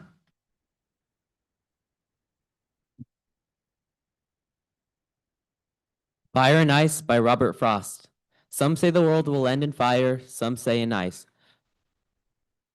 But from what I've tasted of desire, I hold with those who favor fire. But if it had to perish twice, I think I know enough of hate to know that for destruction, ice is also great and would suffice.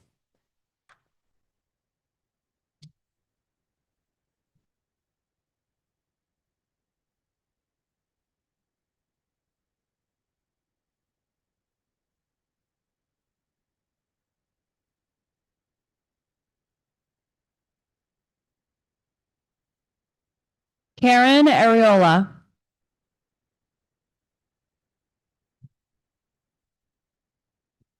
A Distant Song by John Gould Fletcher. Whether awake or sleeping, I cannot rest for long. By my casement comes creeping a distant song. A song like the chiming silver bells which the breezes play, seeming to flow forever towards an unseen day. A song that is weary with sorrow, yet knows not any defeats. Through the past, through today, through tomorrow, it echoes on life's long streets. Could I but make words of its power, bring it from the future here, men's souls would be waking that hour to the victory against fear. But this vague sweet stanza befools me with its calm joy time after time. And no failure here ever schools me to cease from an idle rhyme. That music afar unspoken, 'tis I have done it wrong. I caught and I have broken a distant song. Thank you.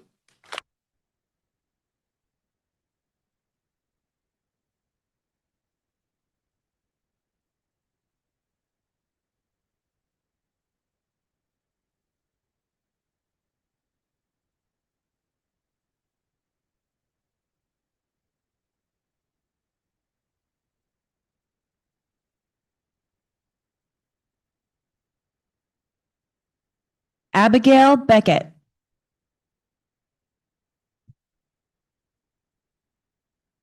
Haunted Houses by Henry Wadsworth Longfellow. All houses wherein men have lived and died are haunted houses. Through the open doors, the harmless phantoms on their errands glide with feet that make no sound upon the floors. We meet them at the doorway, on the stair, along the passages, they come and go, impalpable impressions on the air, a sense of something moving to and fro. There are more guests at table than the hosts. Invited, the illuminated hall is thronged with quiet, inoffensive ghosts, as silent as the pictures on the wall. The stranger at my fireside cannot see the forms I see, nor hear the sounds I hear. But he perceives what is, while unto me all that has been is visible and clear. We have deeds to house or lands, owners and occupants of earlier dates, from graves forgotten stretch their dusty hands, and hold in Mormon still their old estates. The spirit world around this world of sense floats like an atmosphere, and everywhere wafts through these earthly mists and vapors dense a vital breath of more ethereal air. Our little lives are kept in exquisite, opposite attractions and desires, the struggle of the instinct that enjoys, and the more noble instinct that aspires. These perturbations, this perpetual jar of earthly wants and aspirations high, come from the influence of an unseen star, an undiscovered planet in our sky. As the moon from some dark gate of cloud throws o'er the sea a floating bridge of light, across whose trembling planks our fancies crowd into the realm of mystery and night. So, from the world of spirits there descends a bridge of light connecting it with this, o'er whose unsteady floor that sways and bends, wander our thoughts above the dark abyss. Thank you.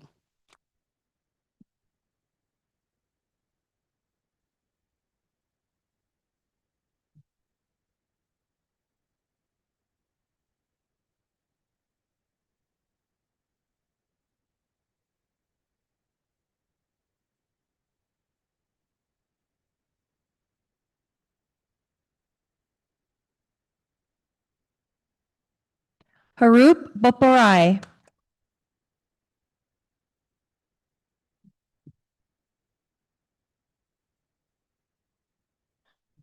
The Statesman by Ambrose Bierce.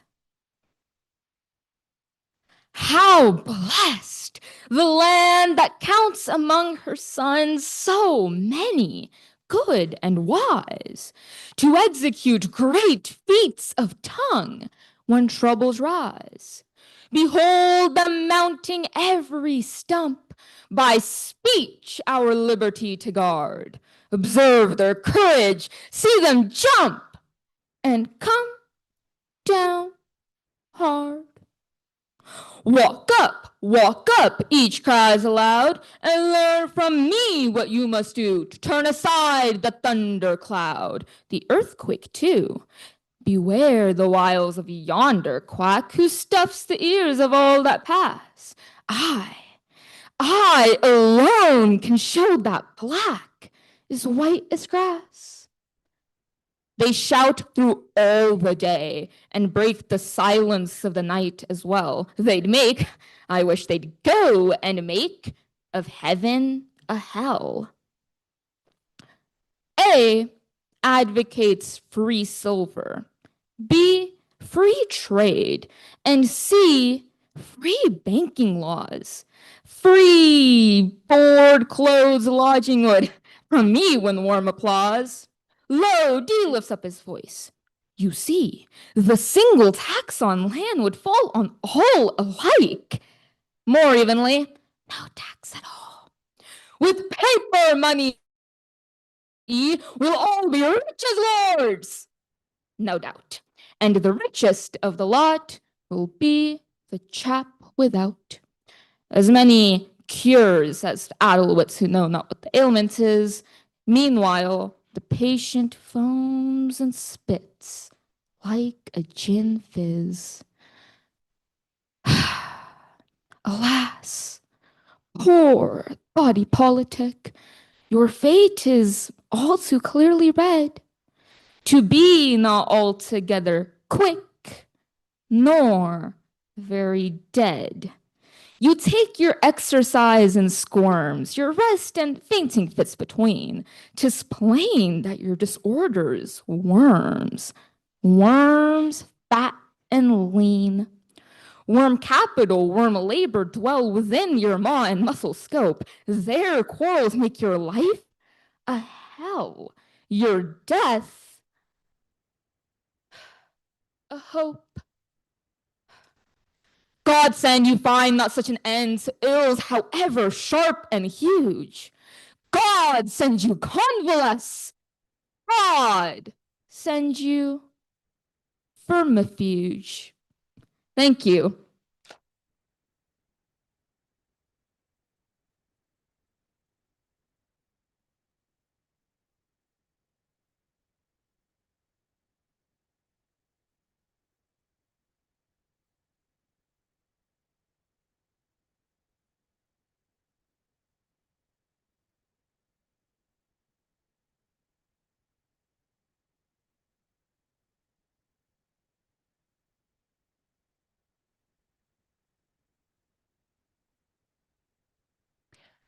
Malaya KG.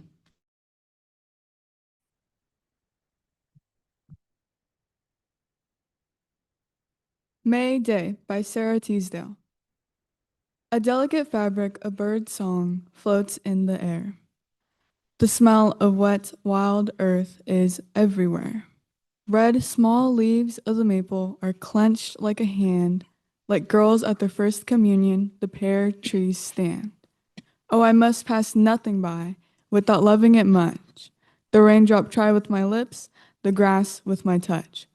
For how can I be sure I shall see again the world on the 1st of May, shining after the rain? Thank you.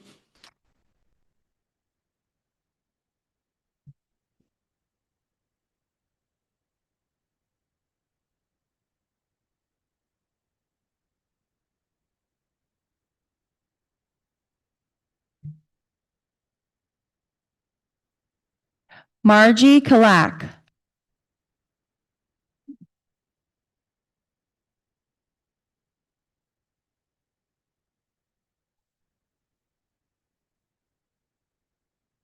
It Was Not Fate by William H.A. Moore.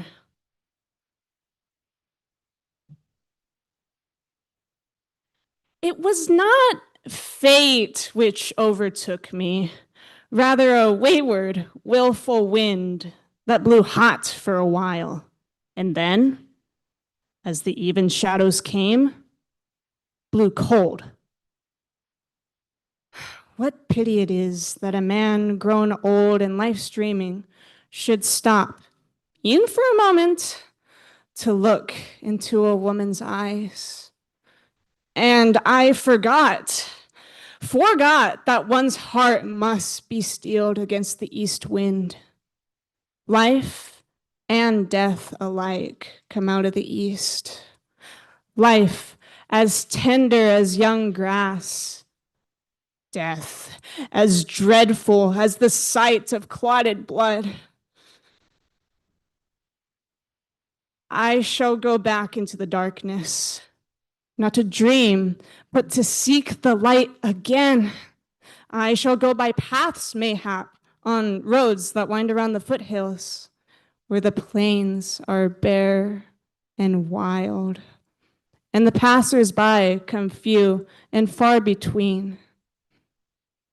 I want the night to be long, the moon blind, the hills thick with moving memories, and my heart beating a breathless requiem for all the dead days I have lived.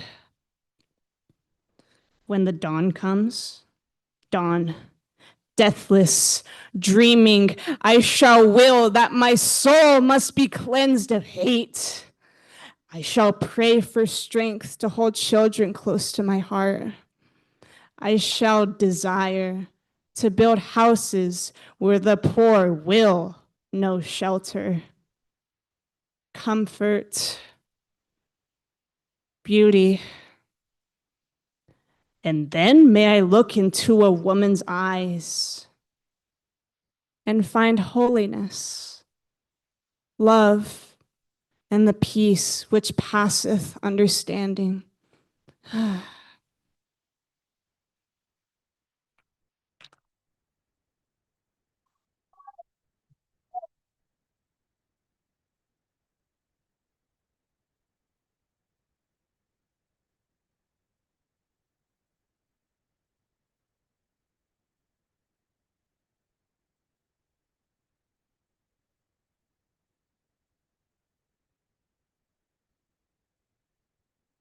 Francis Cannon Francisco.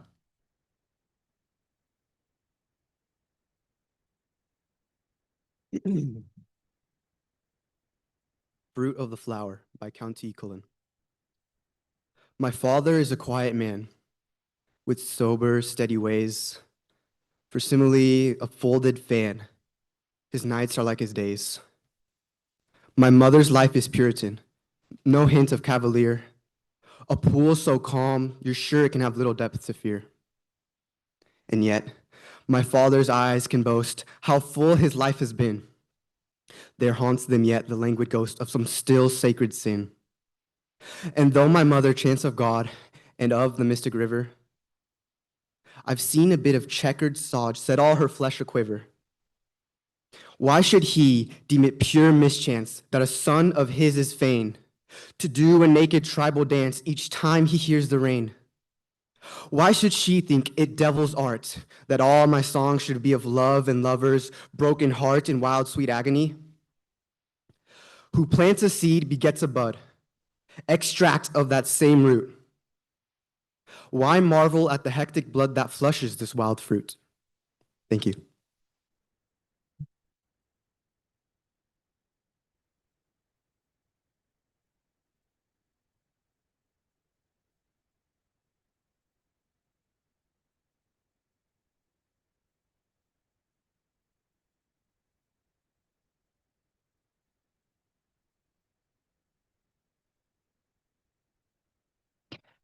Jeffrey Carlson.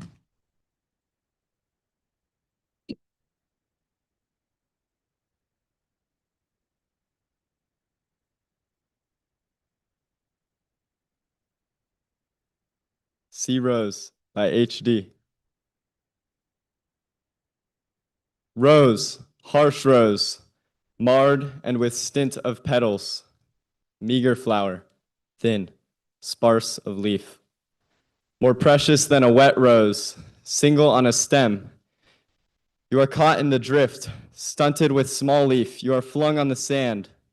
You are lifted in crisp sand that drives in the wind. Can the spice rose drip such acrid fragrance, hardened in a leaf? Thank you.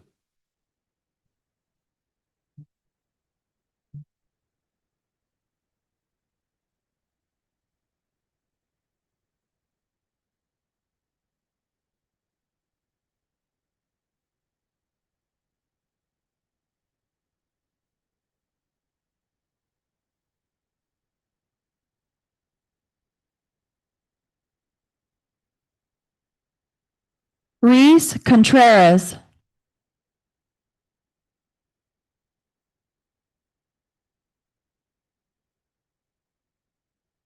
Fire and Ice by Robert Frost. Some say the world will end in fire, some say in ice. From what I've tasted of desire, I hold with those who favor fire. But if it had to perish twice, I think I know enough of hate to know that for destruction ice is also great and would suffice.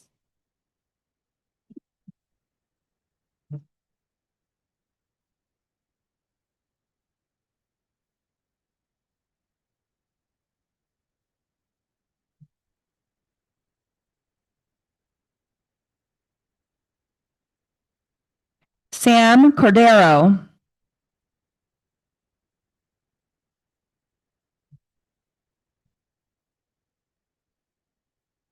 Why We Oppose Women Traveling in Railway Trains by Alice Durer Miller.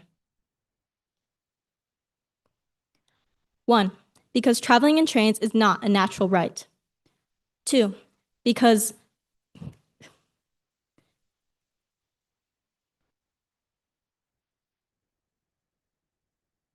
our great-grandmothers never asked to travel in trains. 3. Because a woman's place is the home, not the train. 4. Because it is unnecessary. There is no point reached by a train that cannot be reached on foot. 5. Because it will double the work of conductors, engineers, and brakemen who are already overburdened. 6. Because men smoke and play cards in trains. Is there any reason to believe that women will behave better? Thank you.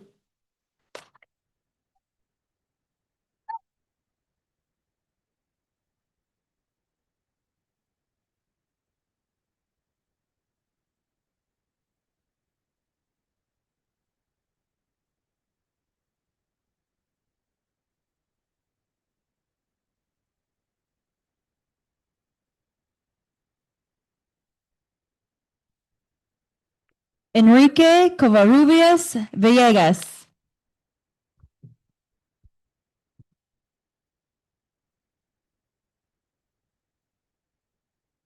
To Solitude by Alice Carey. I am weary of the working, weary of the long day's heat. To thy comfortable bosom will thou take me, spirit sweet. Weary of the long blind struggle for a pathway bright and high. Weary of the dimly dying hopes that never quite all die. Weary searching a bad cipher for a good that must be meant. Discontent with being weary, weary with my discontent. I am weary of the trusting where my trust but torments prove. Wilt thou keep faith with me? Wilt thou be my true and tender love? I am weary, drifting, driving, like a helmless bark at sea. Kindly, comfortable spirit, wilt thou give thyself to me? Give thy birds to sing me sonnets, give thy winds my cheeks to kiss, and thy mossy rocks to stand for the memorials of our bliss. I, in reverence, will hold thee, never vexed with jealous ills, though thy wild and wimpling waters wind about 1,000 hills.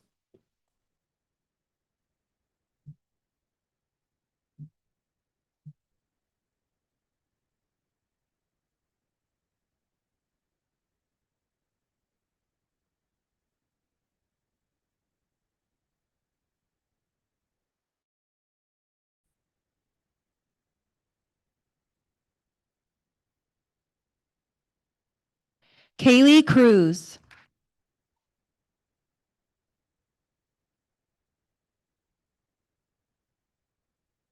Our Own 12 Anti-Suffragist Reasons by Alice Duer Miller.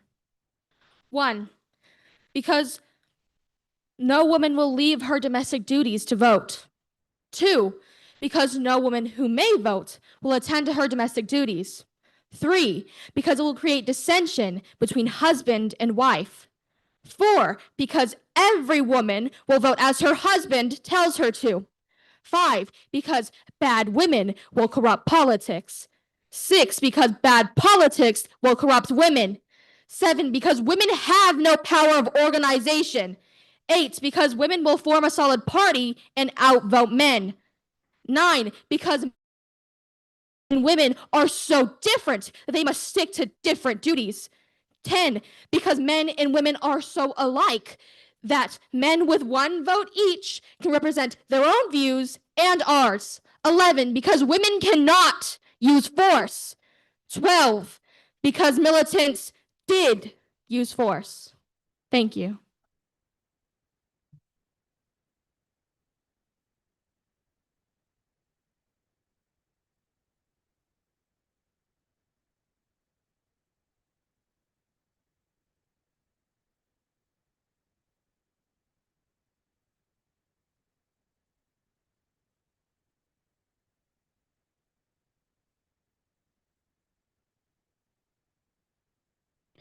Pulish Edwards.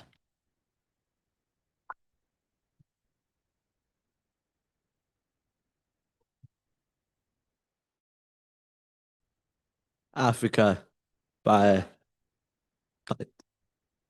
hold on. Africa by I'm thinking, hold on. Louis something Alexander. Thou art not dead. Thou art not dead.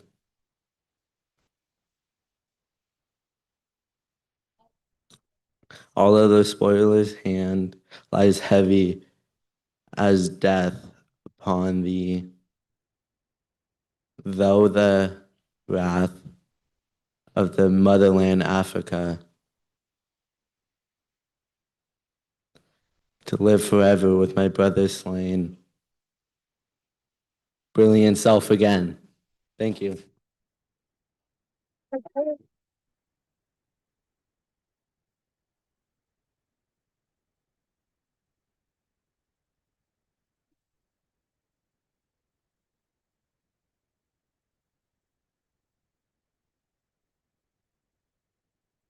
Finn Elhard.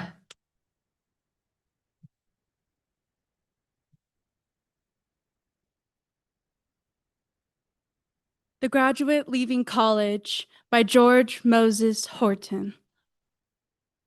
What summons do I hear? The morning peal, departure's knell.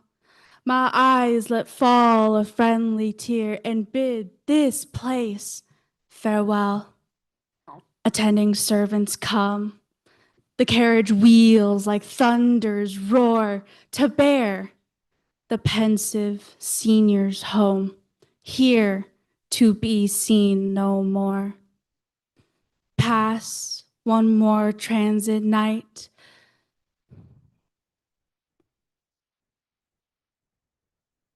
The morning sweeps the college clean. The graduate takes his last long flight, no more in college seen. The bee which courts the flower must with some pain itself employ, and then fly at the day's last hour home to its hive with joy. Thank you.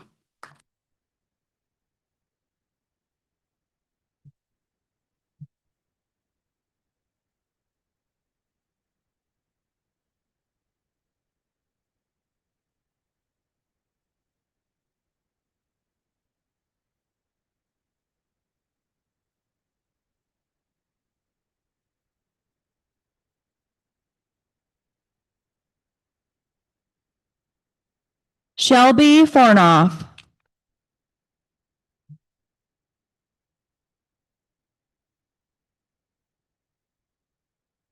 A Lady by Amy Lowell. You are beautiful and faded like an old opera tune played upon a harpsichord, or like the sun-flooded silks of an 18th century boudoir. In your eyes smolder the fallen roses have outlived minutes, and the perfume of your soul is vague and suffusing with the pungence of sealed spice jars. Your halftones delight me, and I grow mad with gazing at your blent colors. My vigor is a new minted penny which I cast at your feet. Gather it up from the dust that its sparkle may amuse you. Thank you.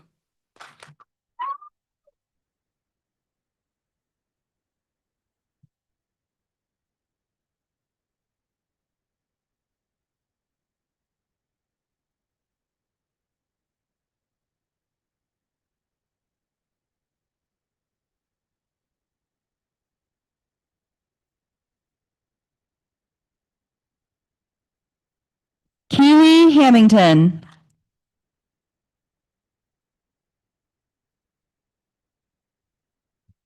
Fire and Ice by Robert Frost. Some say the world will end in fire, some say in ice. From what I've tasted of desire, I hold with those who favor fire. But if it had to perish twice, I think I know enough of hate to know that for destruction of ice is also great and would suffice.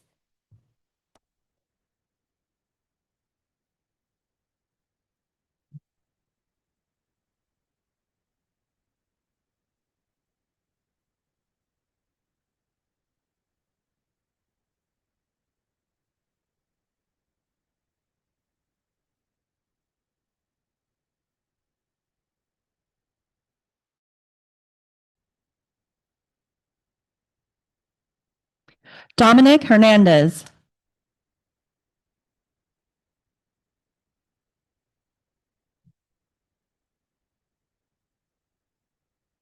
Bolivar by Luis Loreron Torres. Poet, soldier, statesman, hero, he stands, great, like the countries whose freedom he won. He, who no country can claim as her son, though as his daughters were born many lands. His was the valor of who bears the sword. His was the courtesy of who wears a flower. Entering salons, he lay by the sword. Plunging in battles, he tossed away the flower. The peaks of the Andes to him seemed to be but exclamation points after his stride. Soldier poet he was, poet soldier was he. Each lion that he freed was a soldier's poem and a poet's deed, and he was crucified. Thank you.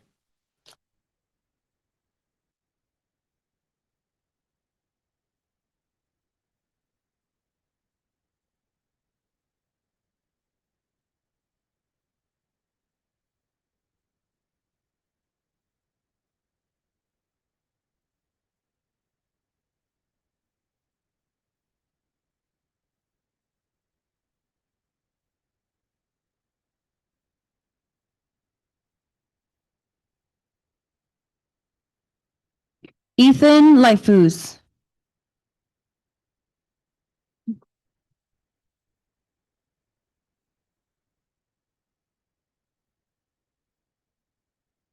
The Dew and the Bird by Alexander Posey. There is more glory in a drop of dew that shineth only for an hour than there is in the pomp of earth's great kings within the noonday of their power. There is more sweetness in a single strain that falleth from a wild bird's throat at random in the lonely forest's depths than there's in all the songs that bards e'er wrote. Yet men, for I, remembering Caesar's name, forget the glory in the dew, and praising Homer's epic, let the lark's song fall unheeded from the blue.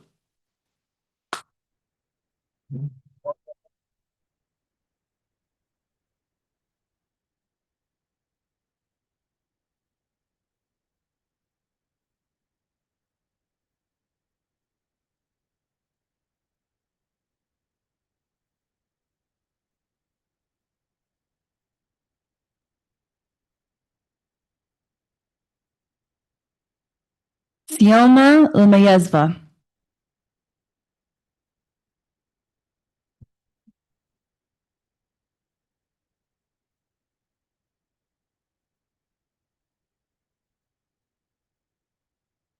Give All to Love by Ralph Waldo Emerson. Give all to love, obey thy heart. Friends, kindred, days, estate, good fame, plans, credit, and the muse, nothing refuse. 'Tis a brave master, let it have scope. Follow it utterly, hope beyond hope. High and more high it dives into noon, with wings unspent, untold intent. But it is a god, knows its own path and the outlets of the sky. It was never for the mean, it requireth courage stout. Souls above doubt, valor unbending, it will reward. They shall return more than they ever were, and ever ascending. Leave all for love, yet hear me yet. One word more thy heart behooved. One pulse more of firm endeavor.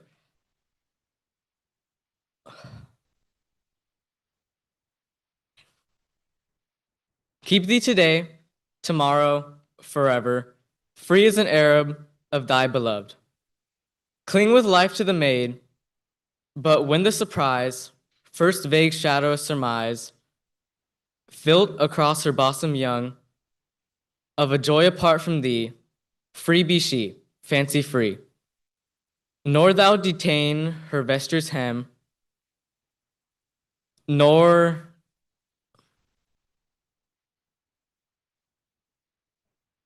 the palest rose from her summer diadem. Though thou loved her as thyself,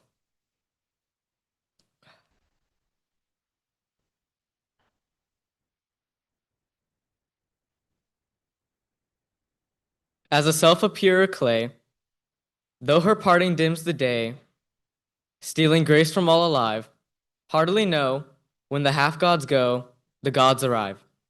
Thank you.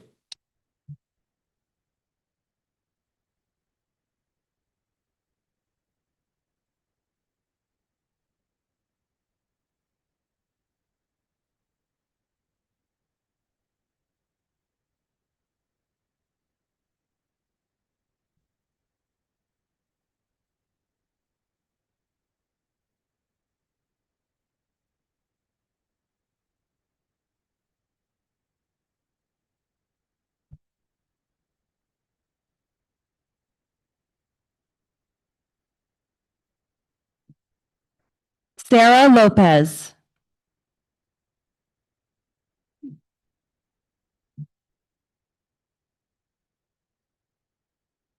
Nemazine by Trumbull Stickney. It's autumn in the country I remember. How warm a wind blew here about the ways, and the shadows on the hillside lay to slumber during the long, sun-sweetened summer days. It's cold abroad the country I remember. The swallows veering skimmed the golden grain at midday with a wing aslant and limber, and yellow cattle grazed upon the plain.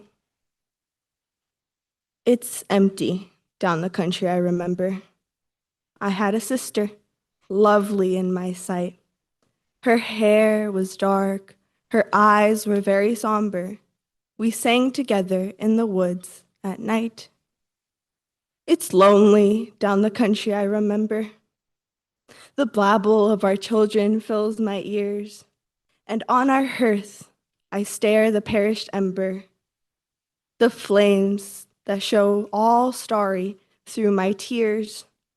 It's dark about the country I remember. There are the mountains where I lived.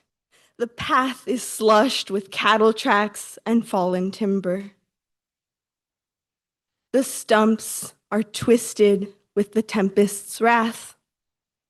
But that I knew these places as my own, I'd have asked, how came such wretchedness to cumber the earth, and I to people it alone? It rains across the country I remember. Thank you. Okay, at this time, we're going to take a brief intermission. And then we are going to go into our next period. Yep, you guys can go to class.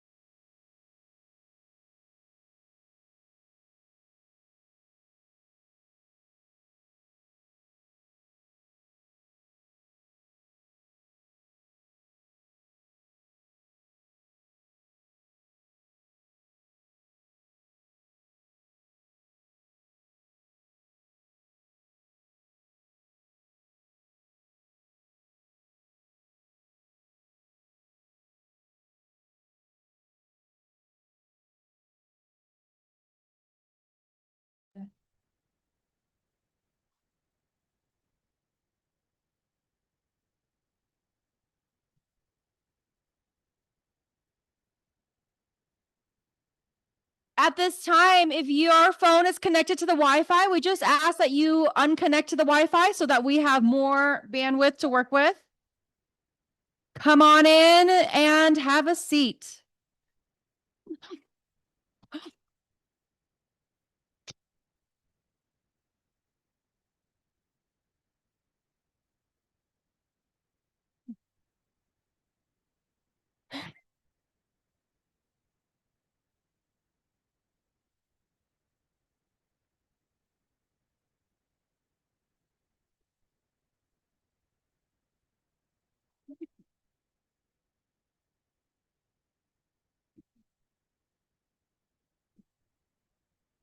Come on in, guys. Find a seat. Find a seat.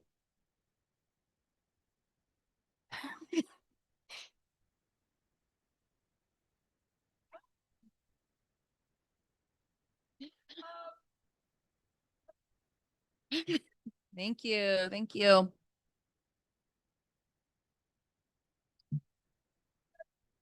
Right.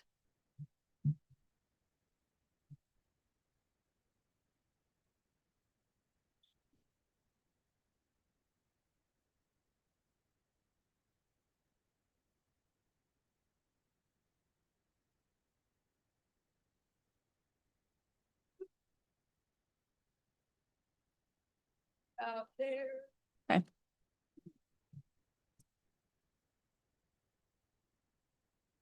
All right, you guys, come on in. Come on in and find a seat. Yep, there's plenty to the left over there. Right there. Yep, where he's pointing. Come on in. We're gonna get started. All right. Yep, thank you. Okay. Get to your seat as quick as possible. Thank you. Thank you. Plenty up in the front there, and there's a big pocket right by the stairs.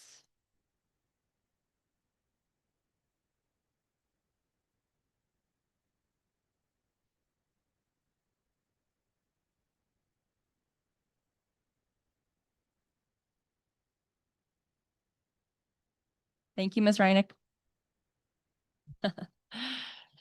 All right. If you haven't found a seat, please sit down. Thank you. Okay. Ready when you are, Ms. Reinick. There's. Come on in, guys. Come on in. Find a seat. Find a seat. Good.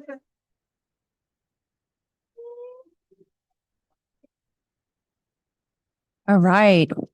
We can go ahead and turn off the lights. Thank you.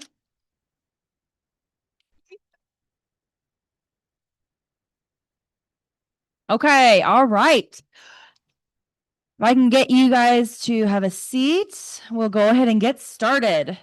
Welcome. Welcome, everyone. Welcome to Valley Center High School's Poetry Out Loud competition. The students you see on the stage have elected to compete in this national program, but first we would like to welcome our judges. Give them a round of applause, please, as well as Ms. Reinick. Round of applause for Ms. Reinick for setting up this wonderful event. That's right. The Poetry Out Loud competition was originally created to encourage the nation's youth to learn about poetry through memorization and recitation. The winner and the runner-up of Valley Center High School's competition today will be sent to represent at the San Diego Regional Competition. The winner of the regional competition will be sent to Sacramento to complete statewide with a chance to win $200 and an all-expense-paid trip to Washington, D.C. to compete in the national contest.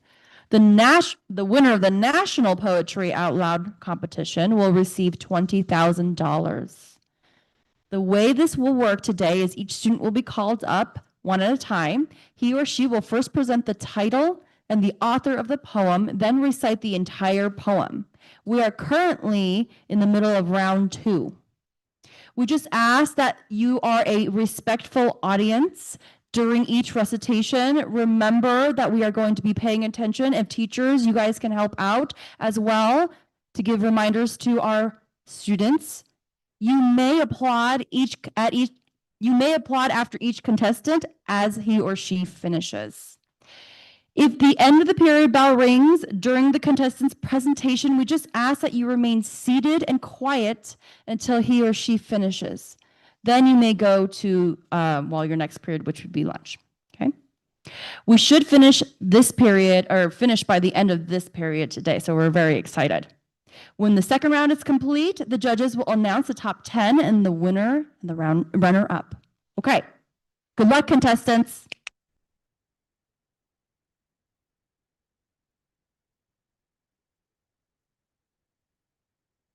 All right, our next contestant is Ishelle McGee.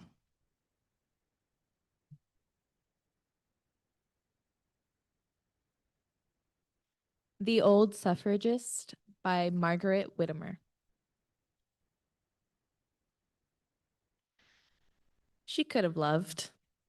Her woman passed deeper than theirs, or else she had not known how to have dropped her heart beneath their feet, a living stepping stone.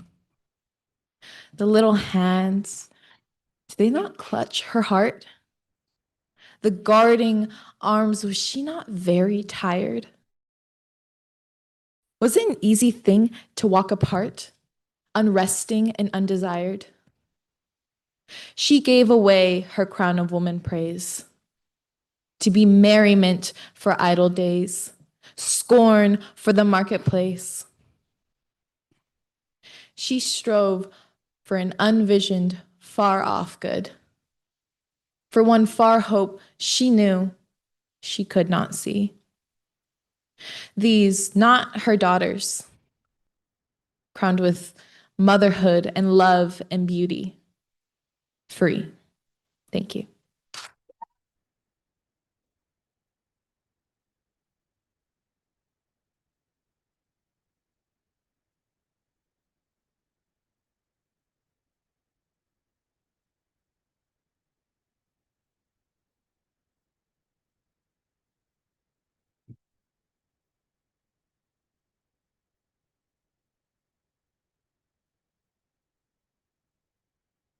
Joseph Martinez.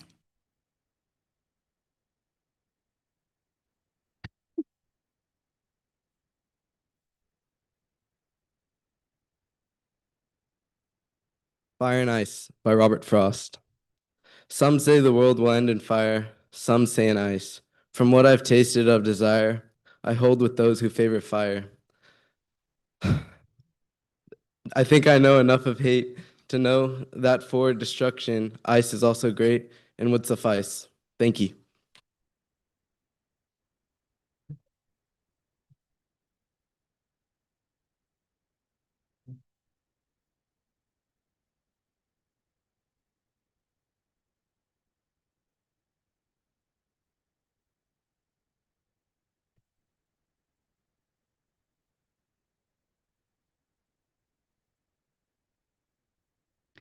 Carson McChesney.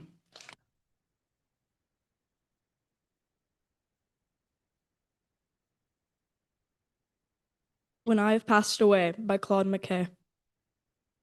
When I have passed away and am forgotten, and no one living can recall my face, when under alien sod my bones lie rotten, with not a tree or stone to mark the place, perchance a pensive youth, with passion burning for olden verse that smacks of love and wine,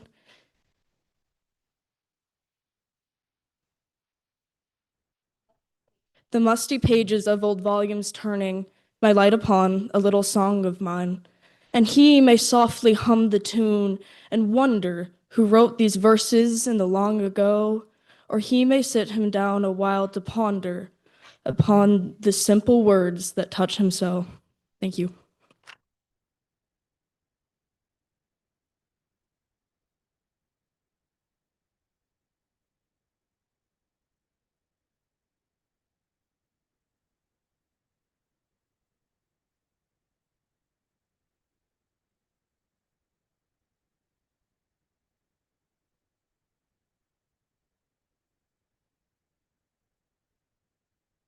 Mia Mendez.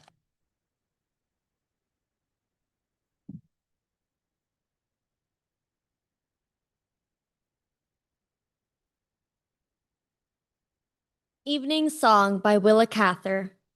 Dear love, what thing of all things that be is ever worth one thought from you or me? Save only love. Save only love.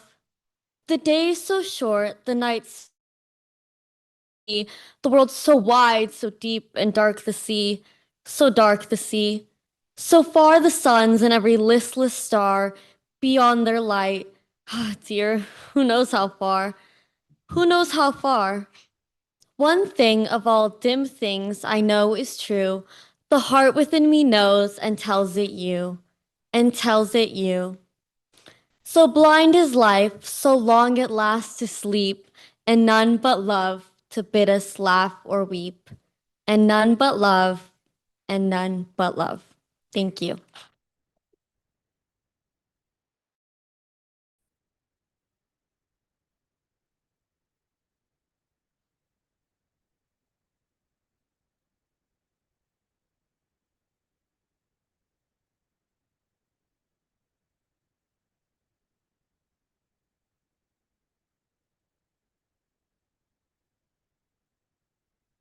Catherine Milam.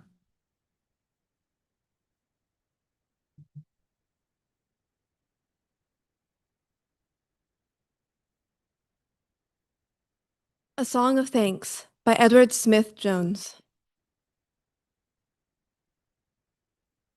For the sun that shone at the dawn of spring, for the flowers which bloom and the birds that sing, for the verdant robe of the gray old earth, for her coffers filled with their countless worth, for the flocks which feed on 1,000 hills, for the rippling streams which turn the mills, for the lowing herds in the lovely vale, for the songs of gladness on the gale.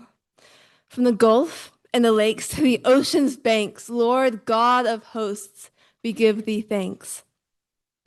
For the farmers reaping their whitened fields, for the bounty which their rich soil yields, for the cooling dews and refreshing rains, for the sun which ripens the golden grains, for the bearded wheat and the fattened swine, for the stolid ox and the fruitful vine, for the tubers large and cotton white, for the kid and the lambkin frisk and blithe, for the swan which floats near the river banks, Lord God of hosts, we give thee thanks. For the pumpkin sweet and the yellow yam, for the corn and the beans and the sugared ham, for the plum and the peach and the apple red, for the dear old wine, for the dear old press where the wine is tread.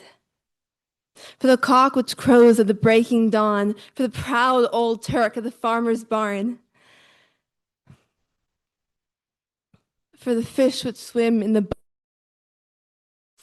for the game which hide in the shady nooks, from the gulf and the lakes to the ocean's banks, Lord God of hosts, we give thee thanks. For the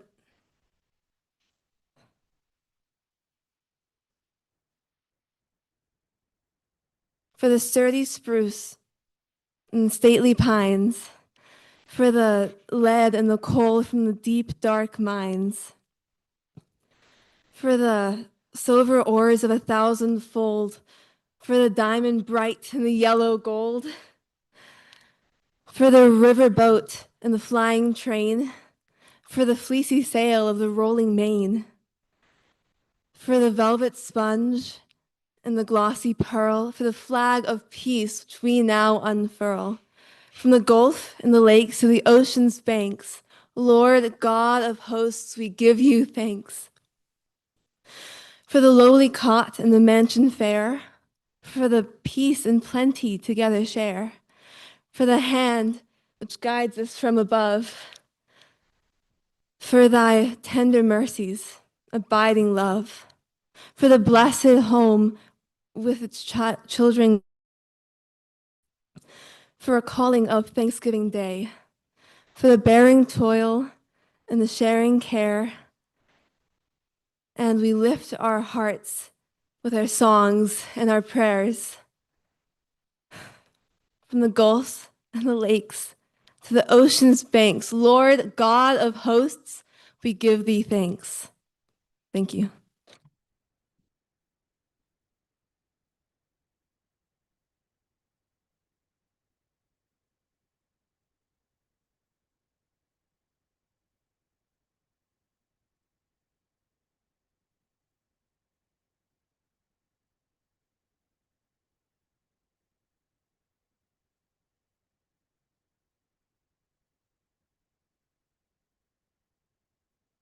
Isabella Ortiz.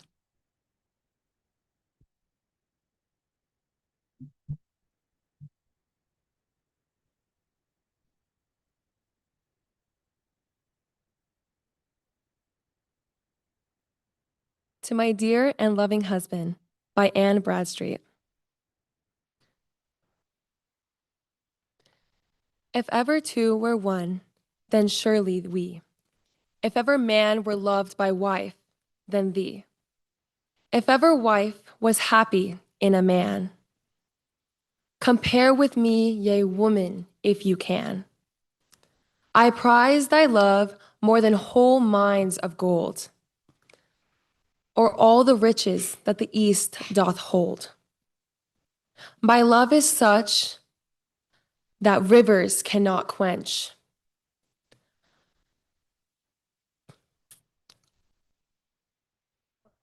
nor aught but love from thee give recompense.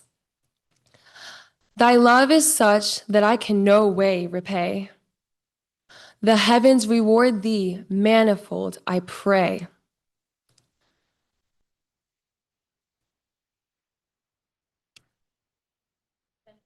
Then while we live,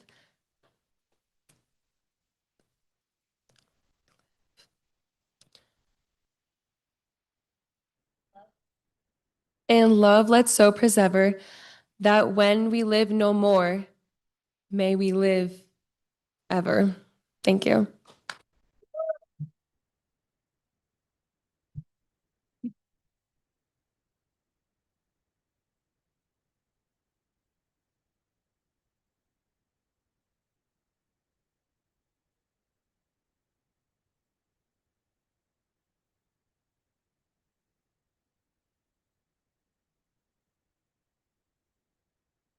Noah Owens.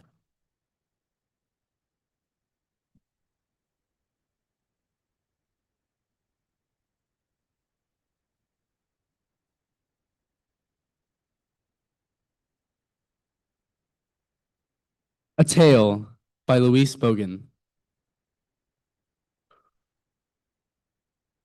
This youth too long has heard the break of waters in a land of change. He goes to see what suns can make from soil more endurant and strange. He cuts what holds his days together and shuts him in as lock on lock. The arrowed vein announcing weather, the tripping racket of a clock. Seeking, I think, a light that waits, still as a lamp upon a shelf.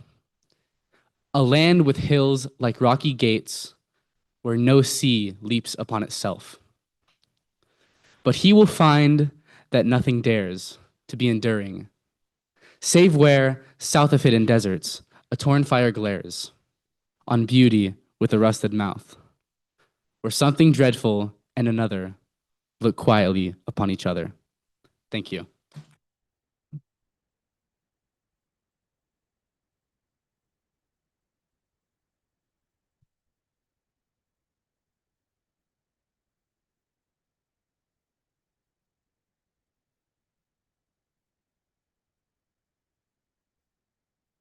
Kairos Reyes.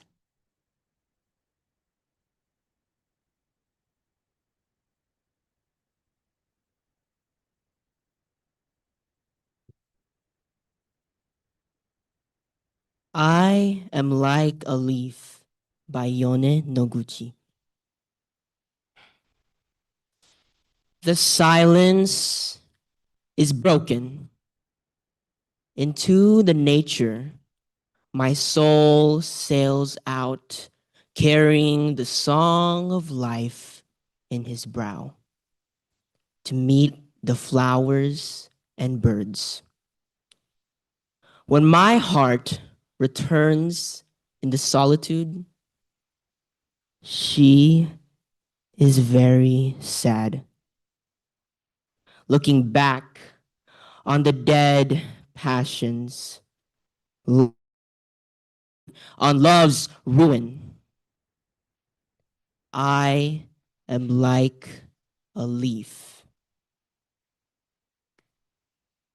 hanging over hope and despair, which trembles and joins the world's imagination and ghost.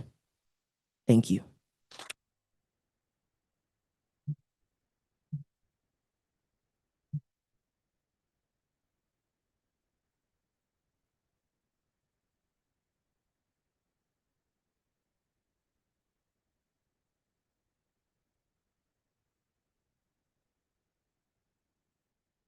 Anthony Rizzo.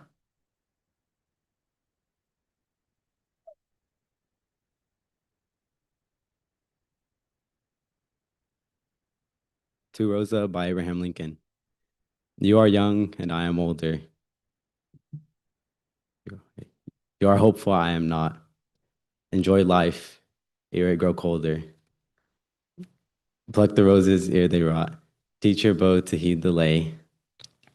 That sunshine soon is lost in shade. That now's as good as any day to take thee, Rosa, ere she fade. Thank you.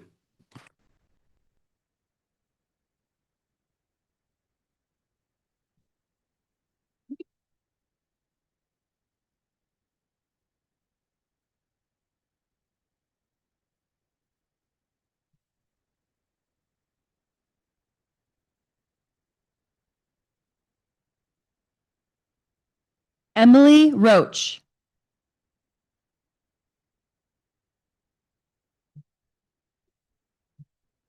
A suggested campaign song by Alice Dewar Miller. No brass bands, no speeches. Instead, a still, silent, effective influence. Anti-suffrage speech. We are waging, can you doubt it?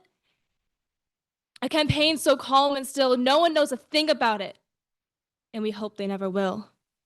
No one knows what we oppose, and we hope they never will.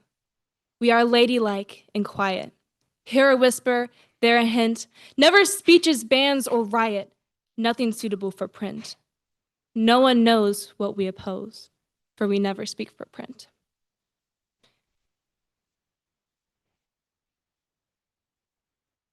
Sometimes, in profound seclusion,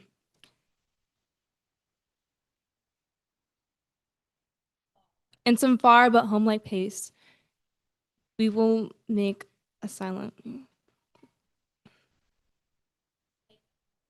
We will make a dark illusion. We're opposed to you know what. No one knows what we oppose, for we call it you know what. Thank you.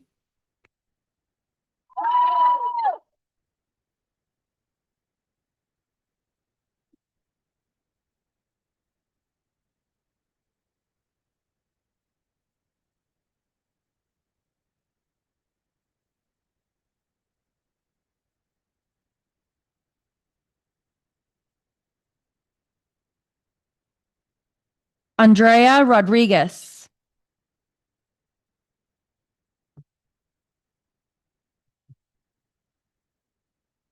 Rain music by Joseph Simon Cotter Jr. On the dusty earth drum beats the falling rain. Now a whispered murmur, now a louder strain.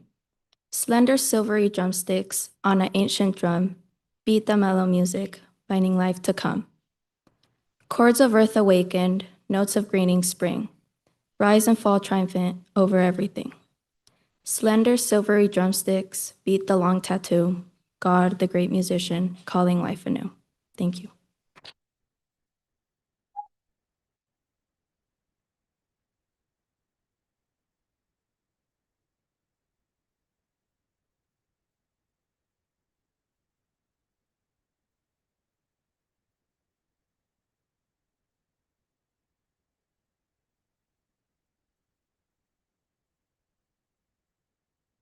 Alaya Ruiz.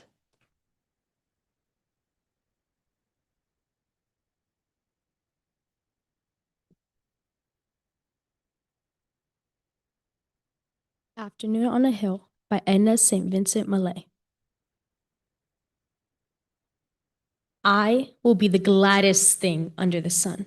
I will touch 100 flowers and not pick one.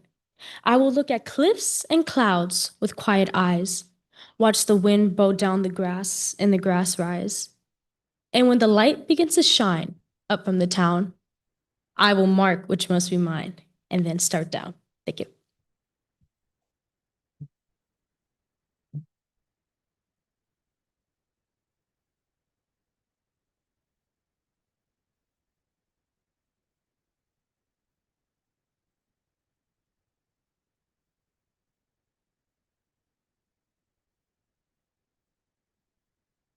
Julia Ruiz.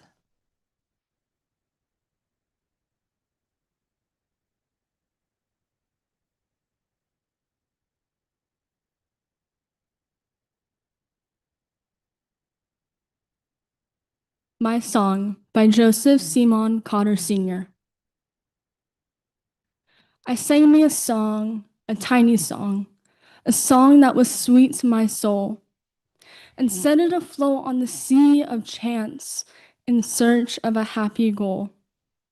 I said to my song, go on, and lodge in a tender spot of some human soul where the fires of hate and selfishness are not. My song went on, but a little space and hide it back to me, and fell at my feet in a sorry plight, the victim of cruelty. I gazed a moment and quickly saw just how it had come about. A cruel critic had caught my song and propped the soul out of it. Oh, poor indeed is the human mind, and why was it ever wrought, that can thrive on a husk in the form of words and not a sturdy thought. Thank you.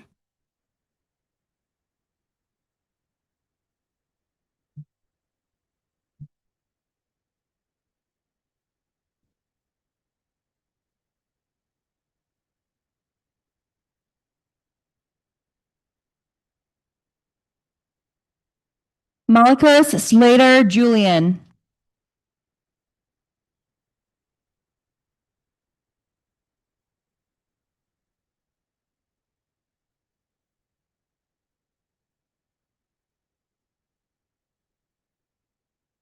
My Grandmother's Love Letters by Hart Crane. There are no stars tonight, but those of memory. Yet, how much room for memory there is in the loose girdle of soft rain. There is even room enough for the letters of my mother's mother, Elizabeth, that have been pressed so long into a corner of the roof that they are brown and soft and liable to melt as snow. Over the greatness of such space, steps must be gentle. It is all hung by an invisible white hair. It trembles like birch limbs webbing the air.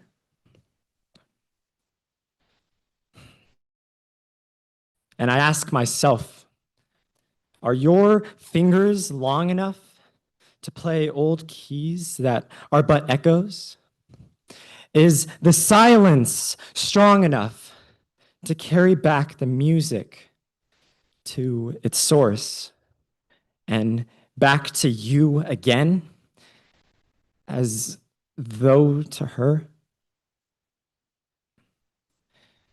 Yet, I would lead my grandmother by the hand through much of what she would not understand. And so I stumble. And the rain continues on the roof with such a sound of gently pitying laughter. Thank you.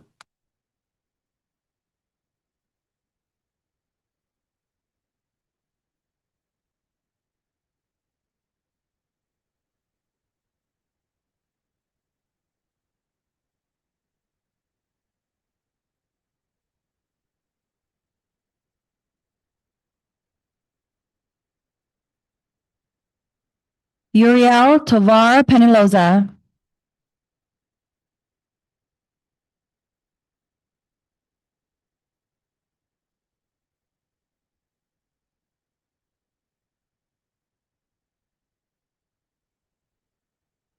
A Time to Talk by Robert Frost. When a friend calls to me from the road and slows his horse to a meaning walk, I don't stand still and look around on all the hills I haven't hoed and shout from where I am, "What is it?" No, not as there is a time to talk. I thrust my hoe in the mellow ground, blade end up and 5 feet tall, and plod. I go up to the stone wall for a friendly visit. Thank you.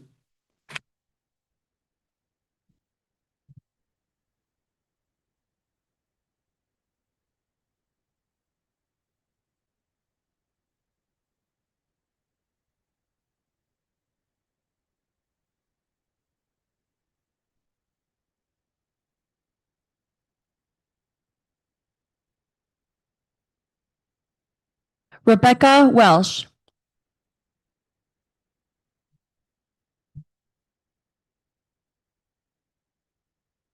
Low Tide by Edna St. Vincent Millay. These wet rocks where the tide has been, barnacled white and weeded brown, and slime beneath to a beautiful green, these wet rocks where the tide went down, will show again when the tide is high, faint and perilous, far from shore. No place to dream, but a place to die, the bottom of the sea once more. There was a child that wandered through a giant's empty house all day. No house full of wonderful things and new, but no fit place for a child to play. Thank you.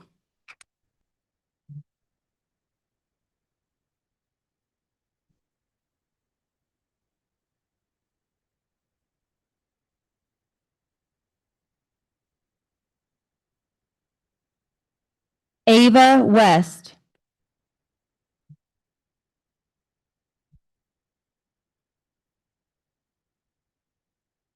The Arrow in the Song by Henry Wadsworth Longfellow. I shot an arrow into the air. It fell to earth, I knew not where, for so swiftly it flew, the sight could not follow it in its flight.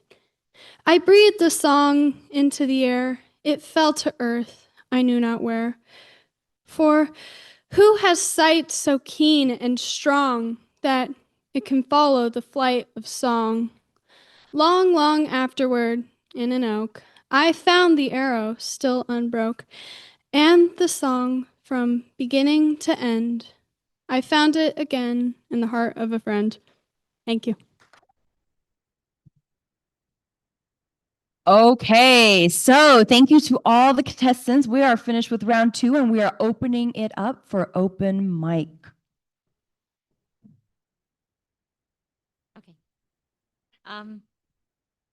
This is a poem that I wrote.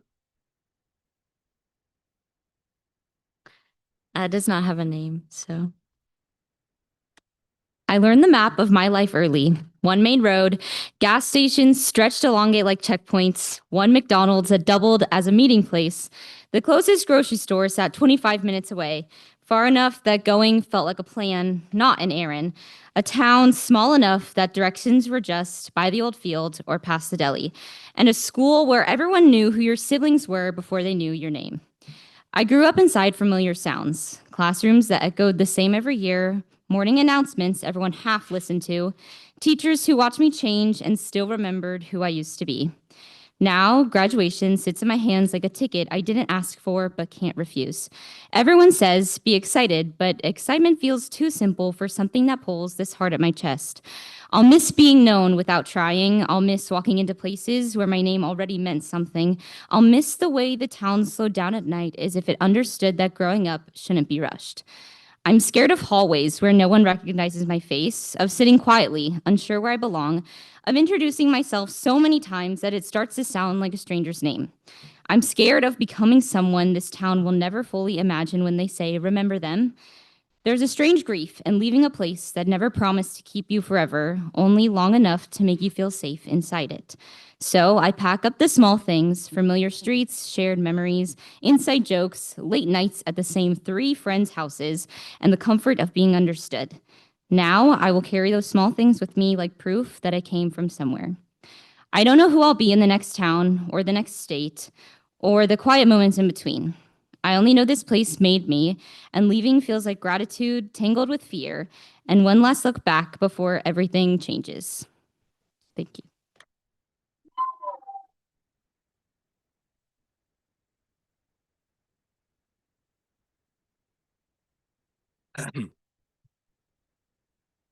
Climbing Up the Ladder by Ethan Leifus. The match loads in, my tower has come alive. I drop an ice spirit, hope my hog will survive. With 2.6 cycle, I push with care. The river is buzzing, tension fills the air. Then, boom, a Mega Knight lands with a crash. My perfect push shattered with a thunderous smash. The mid-ladder menace starts spamming away. He ha. He laughs in a rude display. I try to regroup and cycle back to my hog.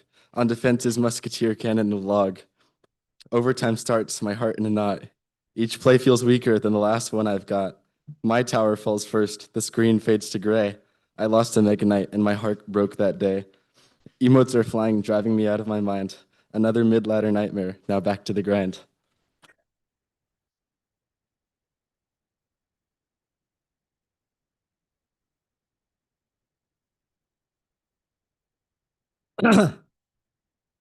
To Be or But Not to Do by Malakas Schlater Julian for the idlers of time.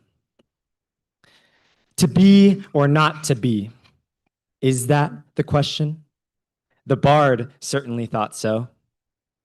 But for one to pick between the two, there must be a choice. And how could one choose to be? As if a word chooses to be spoken.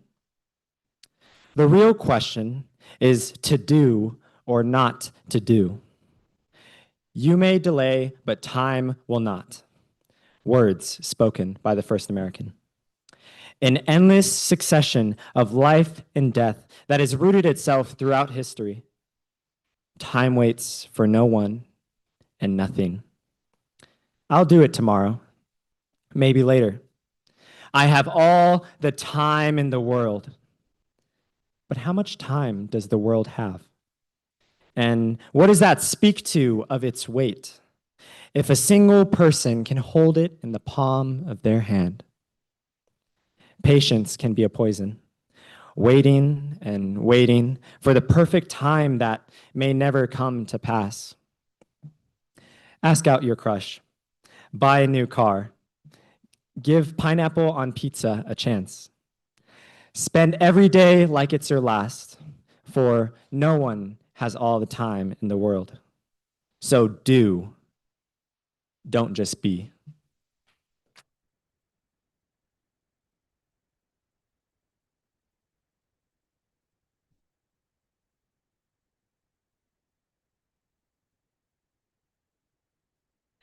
A Field Built of Stone, written by myself, Shelby Farnoff. A field, there are hundreds of flowers. You run and frolic like you've never been in the sun before. You let the light reach your skin. You lay down and roll in the grass. You smell the fragrant flowers around you. You feel the most joy you've ever felt. And then silence. It's dark now before a single light flicks on. A stage, cold and empty. The audience chairs are empty, and yet you still dance alone, waiting for them. The light turns off and you stop, standing in place. The lights are off, the audience is gone, and yet you stay. Why do you continue to pretend, to perform? There's no one to watch you. A performer without an audience, a jester without jokes, a human without love. Thank you.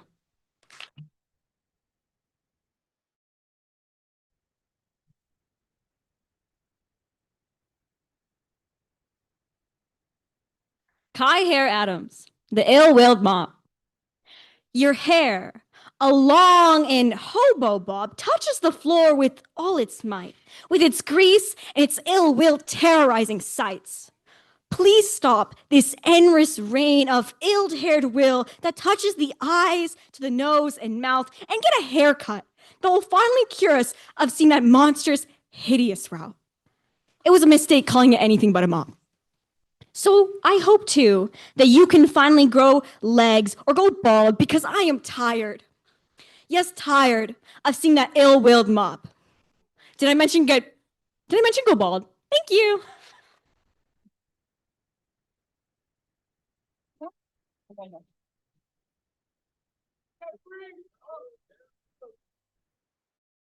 Oh.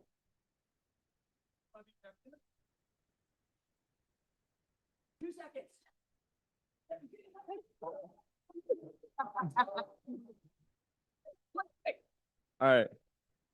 This is a poem about Fortnite by ChatGPT. Just one more game by ChatGPT. I logged on just to warm up. A quick and harmless round. 3 hours later, it was dark and daylight can't be found. I dropped and tilted, missing my shots. My build was mostly air. A sweat appeared with 90 edits and vanished. I was there. I swore I'd quit. I meant it too. I queued up once again. This time I'd win. I felt it strong. I landed, pickaxed, and last game I said 214, my sleep schedule in shreds. But victory, just one more drop. That's what the battle bus said. All right. Thank you.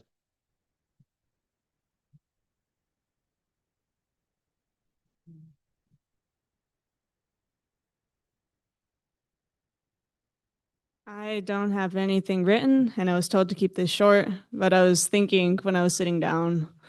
I came up here in 9th grade with a sprained ankle, in 10th, a sprained knee, in 11th, with a broken heart. But during 12th, right now, with broken chains. It's been a long time coming for to me to say that I'm healthy in so many ways, and I couldn't be here with a lot of the people that I can't see in the crowd, but I know are here. I can't thank all of you, but I thank you for everything that you've done for me. That I could stand up here and say that the day is good. All of you that prayed for me, and now I can pray for you, because you've got me to where I am today. I had no strength. And now I can say I'm strong, because you can tell me so too. But once again, I can't say it to all of you, but I love you all with all the emphasis I can give. To my friends, teachers, staff, those who put this show on for all of us to show our dedication, or just to have a good time with friends, or to read poems about Fortnite. It's an honor, really. But my mom's not here, but if you're watching, I love you, Mom, because you're also my dad. Aside from my father in heaven, who really stepped up. And I leave you because a lot of you won't remember me after this mic, and that's okay. I just want to know that there's always somebody fighting for you. I wish the best for you all. Thank you.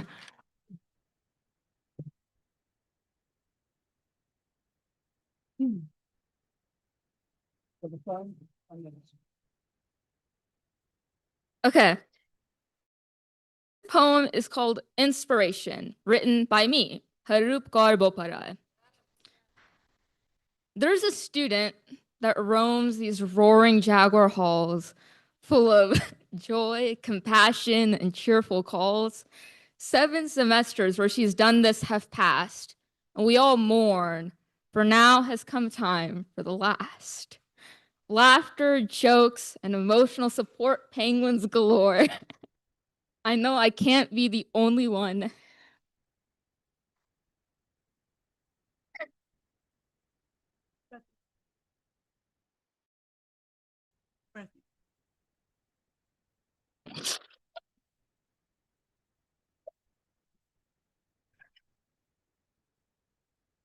Who wishes there was time for much, much more.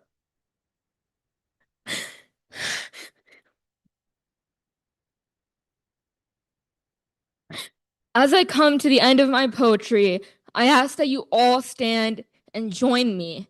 Please applaud for the amazing Margie Kalak, for she is a true inspiration we would all loathe to lack.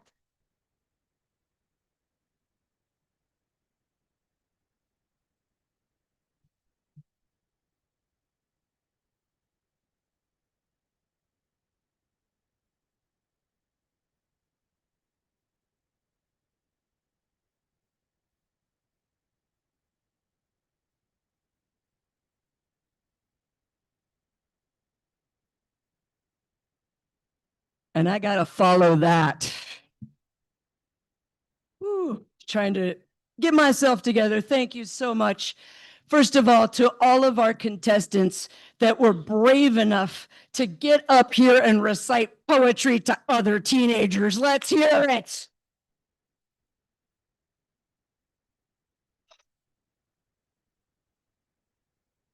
This year, before I announce my top 10, we have a new award this year that really I've been remiss. We should have been doing this for a while. But we have 3 seniors on our stage right now who have competed all 4 years of their high school career. And so this new award we're calling the Poetry Out Loud Legacy Award. So when you hear your name, if you will please come up and get your certificate. So for first person is Abigail Beckett. Come on down.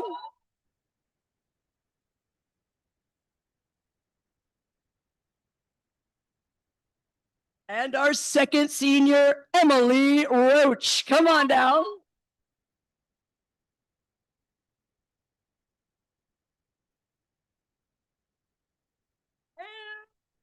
And our third, Margie Kalak.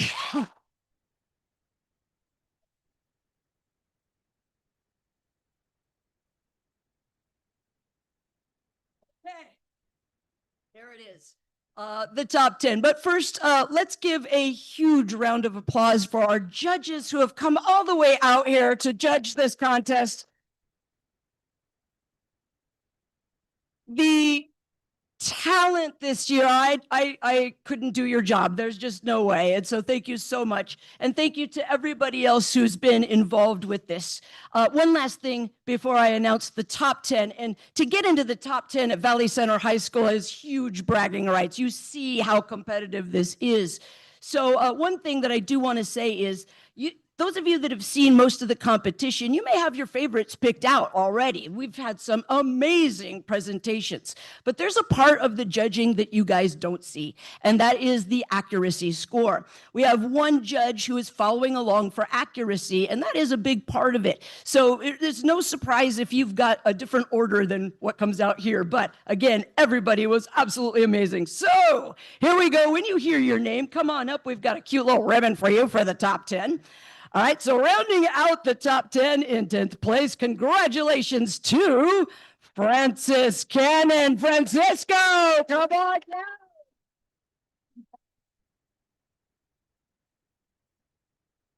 All right, and also in the top 10 in 9th place, congratulations to Finn. Come on down.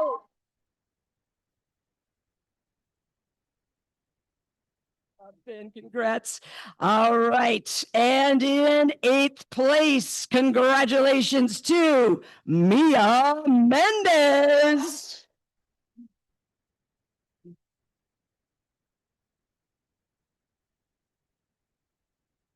All Awesome.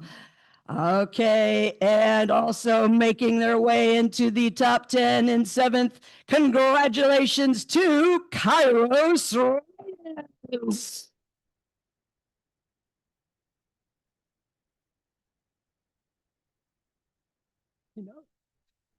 All right, congratulations to in 6th place, also right in the top 10. Congratulations to Reese Contreras.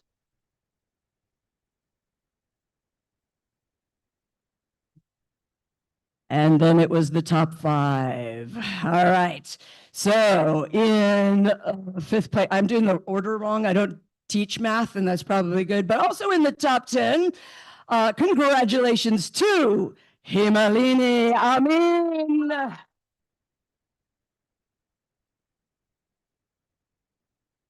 Congrats. All right. Okay, so now in 3rd place, and I've got the award right here, this person will be our alternate. 1, 2, 3, 4. How many do we have up there? Who did I miss?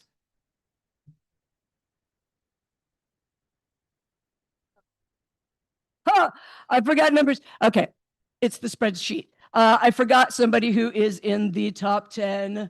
Sorry, earlier on. I'm looking, hang on. Oh, it was Kaylee! Kaylee Cruz, get up here, Kaylee! Woo!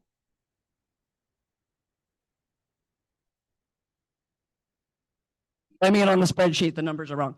Okay, now, all right, now in 3rd place, and this person will be our alternate. So if one of our 1st or 2nd place people cannot make it onto the regional contest, this person will be representing us. So congratulations to Harup Boparai.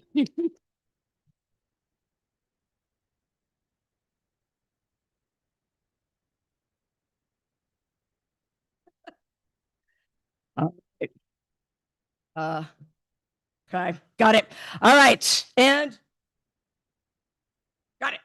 All right, in 2nd place, and this person will be going on to the regional contest representing Valley Center High School. Congratulations to Ichel McGee.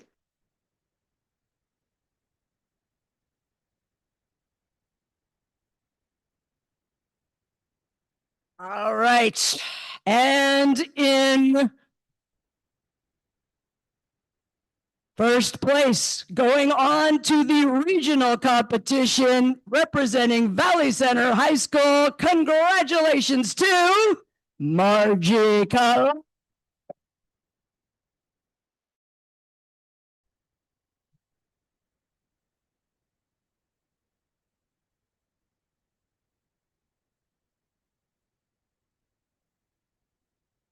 Let's give a huge round of applause for everyone in the top 10. Great. Wonderful. Now is the time of our show where we have our photo shoot. So if we can get our photographers going, we've got a lot of pictures to take. We've got about 4 minutes before the end of class. So teachers, up to you what you want to do. If you want to start heading out or stay for about 4 more minutes. If we can get the house lights on too. Thank you.